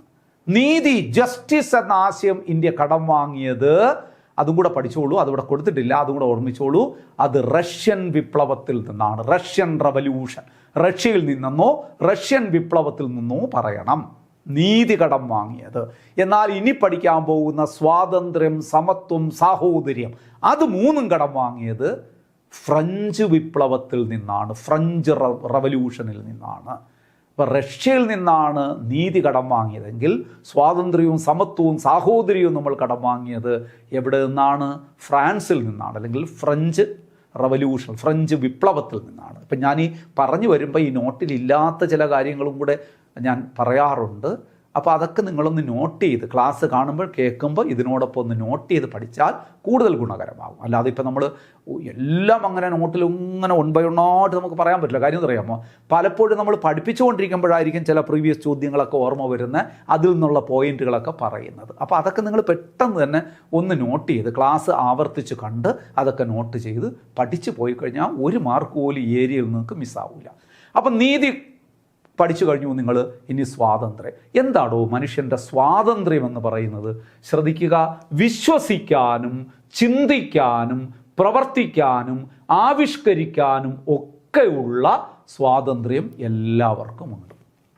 വിശ്വസിക്കാനും ചിന്തിക്കാനും പ്രവർത്തിക്കാനും ആവിഷ്കരിക്കാനും ഉള്ള അവകാശത്തിൻ്റെ പേരാണ് സ്വാതന്ത്ര്യം. അതാണ് സ്വാതന്ത്ര്യം. ഇതിൻ്റെയൊക്കെ ഉള്ളൊരു അവകാശം. എനിക്ക് ഇഷ്ടമുള്ളത് വിശ്വസിക്കുവാനും ഇഷ്ടമുള്ള ആശയത്തിൽ വിശ്വസിക്കുവാനും അതിനെക്കുറിച്ച് ചിന്തിക്കുവാനും പ്രവർത്തിക്കാനും ആവിഷ്കരിക്കാനും ഒക്കെയുള്ള സ്വാതന്ത്ര്യം എനിക്കുണ്ടെങ്കിൽ അതാണ് എൻ്റെ സ്വാതന്ത്ര്യം എന്ന് പറയുന്നത്. ആ അവകാശത്തിൻ്റെ പേരാണ് സ്വാതന്ത്ര്യം. അപ്പോൾ എല്ലാവർക്കും സ്വാതന്ത്ര്യവും ഉണ്ടായിരിക്കണം. ഏത് ദൈവത്തിൽ വിശ്വസിക്കാനും ആരാധിക്കുവാനും പ്രവർത്തിക്കാനും ആവിഷ്കരിക്കാനും ഒക്കെയുള്ള സ്വാതന്ത്ര്യം ഉണ്ടാകണം. സമത്വം എന്ന് പറഞ്ഞാൽ എന്താണ്? ഒരു വിഭാഗത്തോടും വിവേചനം പാടില്ല, ആരെയും മാറ്റി നിർത്താൻ പാടില്ല. എല്ലാവർക്കും തുല്യ പരിഗണന കൊടുക്കുമ്പോഴാണ് അവിടെ സമത്വം ഉണ്ടാകുന്നത്. അതും ഭരണഘടന അനുശാസിക്കുന്നു ആമുഖത്തിൽ. ഇനി ഏറ്റവും പ്രധാനപ്പെട്ടൊരു വാക്കാണ് സാഹോദര്യം. അതാണ് നമ്മുടെ നിലനിൽപ്പിൻ്റെ ആധാരമെന്ന് പറയുന്നത്. സാഹോദര്യം എന്ന് പറഞ്ഞാൽ ഒരുമ എന്ന വികാരമാണ്. ശരിക്ക് ഒരുമ, ഒന്നസ് എന്ന് പറയുന്ന, അല്ലേ? നമ്മൾ മറ്റുള്ളവരെ കൂടി, അയൽവക്കക്കാരെ കൂടി അല്ലെങ്കിൽ അവരിനെ കൂടി ചേർത്ത് നിർത്തുമ്പോഴാണ് അവിടെ സാഹോദര്യം പ്രകടമാകുന്നത്. ആ സാഹോദര്യം നമ്മളെ എന്തിലേക്ക് നയിക്കുമെന്നറിയാമോ? വ്യക്തിയുടെ അന്തസ്സും രാഷ്ട്രത്തിൻ്റെ ഐക്യവും അഖണ്ഡതയും ഉയർത്തിപ്പിടിക്കുന്നു. വ്യക്തികൾ പരസ്പരം സാഹോദര്യത്തോടെ പെരുമാറുമ്പോൾ വ്യക്തികളുടെ അന്തസ്സ് ഉയരുന്നു. അത് രാഷ്ട്രത്തിൻ്റെ ഐക്യവും അഖണ്ഡതയും ഉയർത്തിപ്പിടിക്കുന്നു. ഇതൊക്കെ പരീക്ഷയ്ക്ക് ചോദിക്കാം. സാഹോദര്യത്തിലൂടെ എന്താണ് നടപ്പാക്കപ്പെടുന്നതെന്ന് വെച്ചാൽ വ്യക്തികളുടെ അന്തസ്സ് ഉയരുന്നു, രാഷ്ട്രത്തിൻ്റെ ഐക്യവും അഖണ്ഡതയും ഉയർത്തിപ്പിടിക്കുന്നു സാഹോദര്യത്തിലൂടെ. ഇത്രയുമാണ് നമ്മുടെ ആമുഖത്തിൽ പറയുന്ന പ്രധാനപ്പെട്ട ലക്ഷ്യങ്ങൾ, ഭരണഘടനയുടെ ലക്ഷ്യങ്ങൾ. ഇതെല്ലാം നമ്മൾ പഠിച്ചു വച്ചേ മതിയാകും. ക്ലിയർ അല്ലേ? അപ്പോൾ ഇനി ഞാൻ ഒരു ചോദ്യം ചോദിക്കട്ടെ. ആമുഖത്തിൽ പ്രതിപാദിക്കുന്ന പ്രധാനപ്പെട്ട വാക്കുകളേവ? ആമുഖത്തിൽ ഉൾപ്പെട്ട പ്രധാനപ്പെട്ട വാക്കുകൾ ഏതാണ്? കീവേഡ്സ് ഏതൊക്കെയാണ്? നമ്മൾ പഠിച്ച ആദ്യത്തെ 5 വാക്ക് പ്ലസ് ഇപ്പോഴത്തെ 4 വാക്ക് എല്ലാം കൂടെ ഒരുമിച്ച് പറഞ്ഞാൽ മതി. പരമാധികാരം, സ്ഥിതി സമത്വം, മതേതരത്വം, ജനാധിപത്യം, റിപ്പബ്ലിക്ക്, നീതി, സ്വാതന്ത്ര്യം, സമത്വം, സാഹോദര്യം. ഈ 9 വാക്കുകൾ സിമ്പിളാണ്. നമ്മൾ പഠിച്ചെല്ലാം കൂടെ ചേർത്ത് പറഞ്ഞാൽ ഈ 9 വാക്കുകളാണ് ആമുഖത്തിലെ പ്രധാനപ്പെട്ട വാക്കുകൾ, കീവേഡ്സ് എന്നറിയപ്പെടുന്നത്. ഇനി വളരെ പ്രധാനപ്പെട്ടൊരു പോയിന്റ് കൂടെ നിങ്ങൾ പഠിക്കണം. Preamble is non justiciable. ആമുഖം ന്യായവാദത്തിന് അർഹമല്ല എന്ന് പറഞ്ഞാൽ ആമുഖം കോടതിയിൽ ചോദ്യം ചെയ്യാൻ പാടില്ല. ആമുഖത്തിലുള്ള എന്തെങ്കിലും കാര്യങ്ങൾ നടപ്പിലാക്കണമെന്ന് പറഞ്ഞുകൊണ്ട് കോടതിയിൽ നമുക്ക് കേസ് കൊടുക്കാൻ പറ്റില്ല. നോൺ ജസ്റ്റിസിബിൾ എന്ന് പറഞ്ഞാൽ not enforceable by court of law. കോടതിയിലൂടെ സ്ഥാപിച്ചെടുക്കാൻ കഴിയില്ല. നിങ്ങളിനി അങ്ങോട്ട് പഠിക്കുമ്പോൾ ന്യായവാദത്തിന് അർഹമല്ലാത്ത 3 കാര്യങ്ങൾ പഠിക്കും. ആമുഖം, മാർഗനിർദ്ദേശക തത്വങ്ങൾ, മൗലിക കടമകൾ. ഇത് 3ഉം ന്യായവാദത്തിന് അർഹം അല്ല. എന്നാൽ ഫണ്ടമെൻ്റൽ റൈറ്റ്സ്, മൗലിക അവകാശങ്ങൾ ജസ്റ്റിസിബിൾ ആണെന്നും പഠിക്കും. കാരണം മൗലികാവകാശങ്ങൾ നിഷേധിക്കപ്പെട്ടാൽ കോടതിയിലൂടെ നമുക്ക് സ്ഥാപിച്ചെടുക്കാൻ പറ്റും. ഒരു പൗരൻ്റെ മൗലികാവകാശങ്ങൾ നിഷേധിക്കപ്പെട്ടാൽ ഇന്ത്യൻ ഭരണഘടനയിലെ 226 വകുപ്പ് പ്രകാരം അയാൾക്ക് ഹൈക്കോടതിയിലോ 32 വകുപ്പ് പ്രകാരം സുപ്രീം കോടതിയിലോ പോകാം. റിട്ടുകളിലൂടെ അത് നേടിയെടുക്കാൻ അവകാശമുണ്ട്. എന്നാൽ ആമുഖം ന്യായവാദത്തിന് അർഹമല്ല, കോടതിയിലൂടെ സ്ഥാപിച്ചെടുക്കാൻ കഴിയില്ല. ഇനി വരുന്നു ഏറ്റവും പ്രധാനപ്പെട്ട ചോദ്യം. PSCയുടെ സ്റ്റോക്ക് ക്വസ്റ്റ്യൻ ആണ്. ആമുഖത്തിൽ ഉൾപ്പെട്ട ഏക തീയതി ഏത്? ആമുഖത്തിൽ ഒരൊറ്റ തീയതി മാത്രമേ രേഖപ്പെടുത്തിയിട്ടുള്ളൂ. അത് 1949 നവംബർ 26. ഭരണഘടനാ നിർമ്മാണ സഭയൊക്കെ പഠിച്ചപ്പോൾ നിങ്ങൾ പഠിച്ചിട്ടുണ്ട് ഇന്ത്യൻ ഭരണഘടന അംഗീകരിക്കപ്പെട്ട ദിവസം. അതാണ് 1949 നവംബർ 26. 1949 നവംബർ 26 അതാണ് ഇന്ത്യൻ ഭരണഘടനയിലെ ആമുഖത്തിൽ രേഖപ്പെടുത്തിയിരിക്കുന്ന ഏക തീയതി. ഈ ഒരു തീയതി അല്ലാതെ മറ്റൊരു തീയതിയും ആമുഖത്തിൽ രേഖപ്പെടുത്തിയിട്ടില്ല.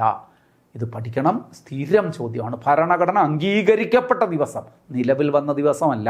അത് 1950 ജാനുവരി 26 അതല്ല, അംഗീകരിക്കപ്പെട്ട ദിവസം 1949 നവംബർ 26. അതുകൊണ്ടാണ് നവംബർ 26 ഭരണഘടനാ ദിനമെന്നും ദേശീയ നിയമദിനമെന്നും ദേശീയ ക്ഷീരദിനം എന്നൊക്കെ നമ്മൾ പഠിച്ചില്ലേ? ആദ്യത്തെ ക്ലാസ്സുകളിലൊക്കെ നിങ്ങൾ പഠിച്ചിട്ടുണ്ടാവും. അസംബ്ലി ടോപ്പിക്കിലൊക്കെ നമ്മളത് വിശദമായി പറഞ്ഞതാണ്. അതൊക്കെ ഒന്ന് പഠിച്ചുകൊള്ളുക. ഇനി ആമുഖ പേജ് തയ്യാറാക്കിയതാര്? ഇന്ത്യൻ ഭരണഘടനയുടെ കവർ പേജ് തയ്യാറാക്കിയതാര് എന്ന് ചോദിച്ചാൽ അത് നന്ദലാൽ ബോസാണ്. നന്ദലാൽ ബോസ്.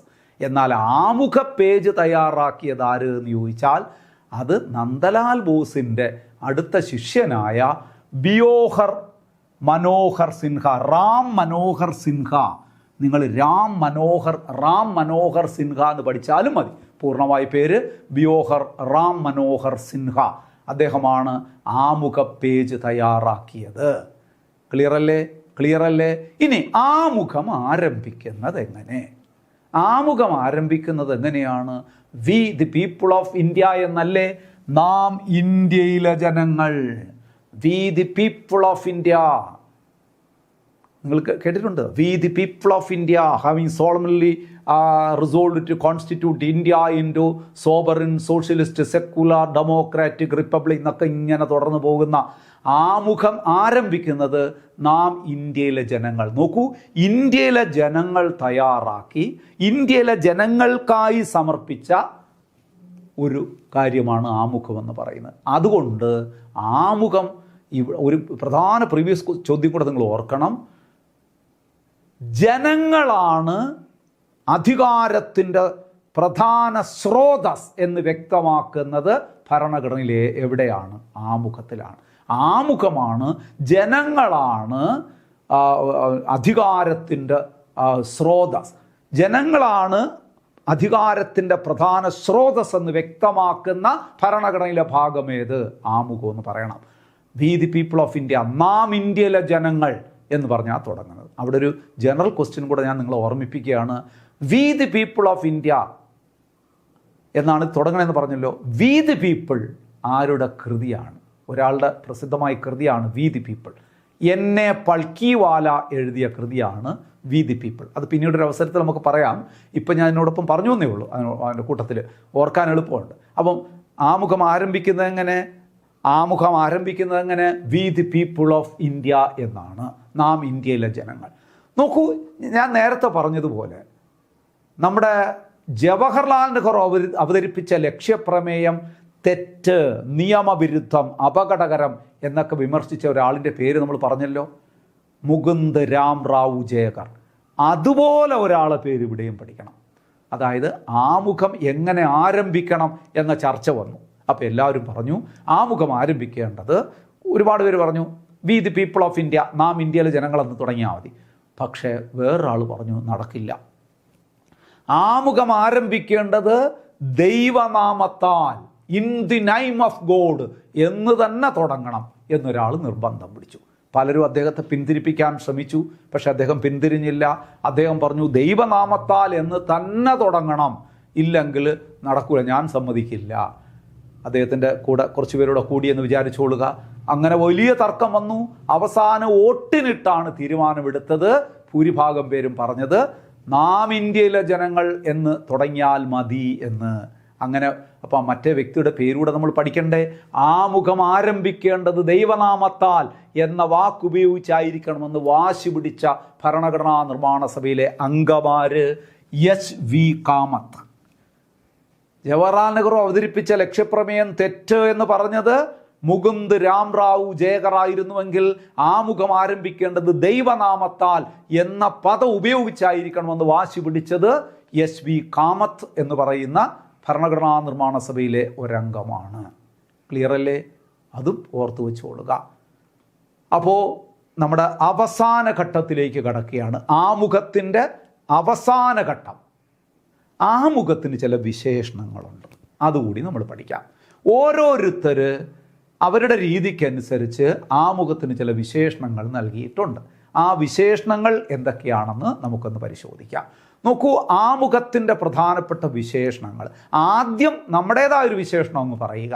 ആമുഖം ഭരണഘടനയുടെ മനസാക്ഷി എന്നും അറിയപ്പെടുന്നു. അതാരുടെയും പേര് വെച്ച് പറയേണ്ട, അതൊരു വിശേഷണമുണ്ട്. ആമുഖത്തെ ഭരണഘടനയുടെ മനസാക്ഷി എന്നും വിളിക്കാം. ഇനി ഓരോരുത്തരുടെ വിശേഷണങ്ങൾ പറയാൻ പോവുകയാണ്. ഒരാൾ 3 രീതിയിലാണ് ഇതിനെ വിശേഷിപ്പിച്ചത്. ആമുഖം ഭരണഘടനയുടെ ആത്മാവാണെന്ന് പറഞ്ഞു, താക്കോലാണെന്ന് പറഞ്ഞു, ഭരണഘടനയുടെ രത്നമാണെന്ന് പറഞ്ഞു. 3 ഒരാളാണ് പറഞ്ഞത്. Preamble is the soul of constitution, preamble is the key to constitution, preamble is the jewel set of constitution. ആമുഖം ഭരണഘടനയുടെ ആത്മാവാണ്, താക്കോലാണ്, രത്നമാണ് എന്ന് പറഞ്ഞത് താക്കൂർദാസ് ഭാർഗവ്, പണ്ഡിറ്റ് താക്കൂർദാസ് ഭാർഗവാണ് പറഞ്ഞത്. അപ്പോൾ പരീക്ഷ ചെല്ലുമ്പോൾ ആമുഖം ഭരണഘടന ആത്മാവെന്ന് വിശേഷിപ്പിച്ചതാര്? താക്കൂർദാസ് ഭാർഗവ്. ആമുഖത്തെ ഭരണഘടനയുടെ താക്കോൽ എന്ന് വിശേഷിപ്പിച്ചതാര്? താക്കൂർദാസ് ഭാർഗവ്. ആമുഖം ഭരണഘടന രത്നമാണെന്ന് വിശേഷിപ്പിച്ചതാര്? താക്കൂർദാസ് ഭാർഗവ്. ക്ലിയർ അല്ലേ? ഇനി നോക്കൂ, രണ്ടും കൂടെ ചേർത്ത് ഒരാൾ പറഞ്ഞു, ആമുഖം ഭരണഘടനയുടെ ആത്മാവും താക്കോലുമാണ്. ആമുഖം ഭരണഘടനയുടെ ആത്മാവും താക്കോലുമാണ് എന്ന് വിശേഷിപ്പിച്ചത് ജവഹർലാൽ നെഹ്റു. അപ്പോൾ ഒരിക്കൽ പരീക്ഷയ്ക്ക് ചോദിച്ചതാണ്, ആമുഖം ഭരണഘടന ആത്മാവെന്ന് വിശേഷിപ്പിച്ചത് ആര്? നമ്മൾ പഠിച്ചെന്താണ്? താക്കൂർദാസ് ഭാർഗവ്. പക്ഷെ അദ്ദേഹത്തിൻ്റെ പേര് ഓപ്ഷനിലില്ലായിരുന്നു. അതുകൊണ്ട് അവിടെ ആൻസറായി വന്നത് ജവഹർലാൽ നെഹ്റു. കാര്യം എന്താണ്? അദ്ദേഹവും പറഞ്ഞു ആത്മാവെന്ന്. അതുപോലെ താക്കോല് എന്ന് പറഞ്ഞിട്ട് താക്കൂർദാസ് ഭാർഗവിൻ്റെ പേരില്ലെങ്കിൽ അവിടെയും നമുക്ക് പരിഗണിക്കാം ജവഹർലാൽ നെഹ്റു, കാരണം അദ്ദേഹം അതും പറഞ്ഞു.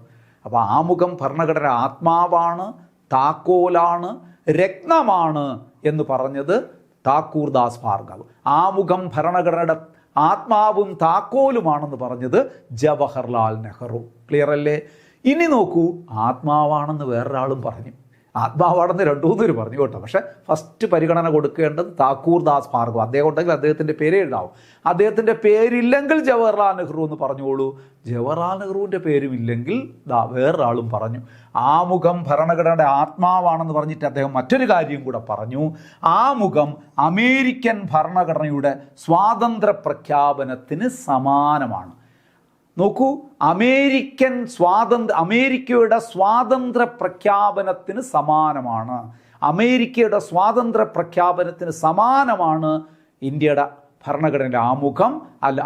അത് ഭരണഘടനയുടെ ആത്മാവാണ് പറഞ്ഞത് ജസ്റ്റിസ് മുഹമ്മദ് ഹിദായത്തുള്ള, സുപ്രീം കോടതിയുടെയൊക്കെ ചീഫ് ജസ്റ്റിസ് ആയിരുന്ന ജസ്റ്റിസ് മുഹമ്മദ് ഹിദായത്തുള്ളയാണ് പറഞ്ഞത്. ആമുഖം അമേരിക്കയുടെ സ്വാതന്ത്ര്യ പ്രഖ്യാപനത്തിന് സമാനമാണ്, ഇത് ഇന്ത്യയുടെ ഭരണഘടനയുടെ ആത്മാവാണ്. അപ്പോൾ ആത്മാവെന്ന് മൂന്ന് പേര് പറഞ്ഞു, താക്കൂർദാസ് ഭാർഗവ്, ജവഹർലാൽ നെഹ്റു, മുഹമ്മദ് ഹിദായത്തുള്ള. പക്ഷേ ഇത് ചോദിച്ചാൽ ഉത്തരം എഴുതേണ്ടത് താക്കൂർദാസ് ഭാർഗവാണെന്ന്. അതില്ലെങ്കിൽ മാത്രം ജവഹർലാൽ നെഹ്റു എന്ന് എഴുതിക്കോളൂ, അദ്ദേഹം ഇല്ലെങ്കിൽ മുഹമ്മദ് ഹിദായത്തുള്ള എന്ന് എഴുതിക്കോളൂ കേട്ടോ. ആരെങ്കിലും ഒരാളെ പേരേ കാണുള്ളൂ. ഇനി മൂന്ന് പേരെ പേര് വന്നാലും ഈ ഓർഡർ മനസ്സിൽ വെച്ചോളുക. മൂന്ന് പേരെ പേര് വന്നാലും താക്കൂർദാസ് ഭാർഗവ് എന്ന് തന്നെ എഴുതുക കേട്ടോ. ഓക്കെ, അപ്പോൾ അടുത്ത ചോദ്യം, ഭരണഘടനയുടെ തിരിച്ചറിയൽ കാർഡാണ് ആമുഖം. Identity card of constitution. Indian ഭരണഘടനയുടെ തിരിച്ചറിയൽ കാർഡാണ് ആമുഖം എന്ന് പറഞ്ഞത് എന്നെ പൾക്കിവാലയാണ്. ആമുഖം ഭരണഘടനയുടെ തിരിച്ചറിയൽ കാർഡാണ് പറഞ്ഞതാരാണ്? എന്നെ പൾക്കിവാല. ആമുഖം ഭരണഘടനയുടെ തിരിച്ചറിയൽ കാർഡാണ് എന്ന് വിശേഷിപ്പിച്ചത് എന്നെ പൾക്കിവാല. ക്ലിയർ ആയല്ലോ? ഇനി ആമുഖം ഭരണഘടനയുടെ കീ നോട്ടാണ്. ആ വാക്കൊന്ന് ശ്രദ്ധിക്കണം. കീ നോട്ട് എന്ന് പറഞ്ഞാൽ അതിൻ്റെ ഒരു എസൻസ് ആണ്, അതിൻ്റെ പ്രധാന ഭാഗമാണ്. ഭരണഘടനയുടെ ഒരു എസൻസ് ആണ്, അല്ലെങ്കിൽ അതിൻ്റെ കാതലായ ഭാഗമാണ്, കീ നോട്ടാണ് എന്ന് പറഞ്ഞത് ഏണസ്റ്റ് ബാർക്കറാണ് ആ വിശേഷണം നടത്തിയത്. അപ്പോഴൊരാൾ പറഞ്ഞു, ഇതാണ് ഏറ്റവും കൂടുതൽ തവണ പരീക്ഷയ്ക്ക് ചോദിച്ചിട്ടുള്ളത്. ഇന്ത്യയുടെ രാഷ്ട്രീയ ജാതകമാണ് ആമുഖം, പൊളിറ്റിക്കൽ ഹോറോസ്കോപ്പ് ഓഫ് ഇന്ത്യ. ഇന്ത്യയുടെ രാഷ്ട്രീയ ജാതകമാണ് ആമുഖം എന്ന് പറഞ്ഞത് KM മുൻഷി, ഡ്രാഫ്റ്റിംഗ് കമ്മിറ്റിയുടെ അംഗമൊക്കെ ആയിരുന്ന KM മുൻഷിയാണ് പറഞ്ഞത്. Preamble is the political horoscope of India. ഇന്ത്യയുടെ രാഷ്ട്രീയ ജാതകമാണ് ആമുഖം എന്ന് വിശേഷിപ്പിച്ചത് KM മുൻഷി. ശ്രദ്ധിക്കണം, വളരെ വളരെ പ്രധാനപ്പെട്ട വിശേഷണങ്ങളാണ്. തീർന്നില്ല.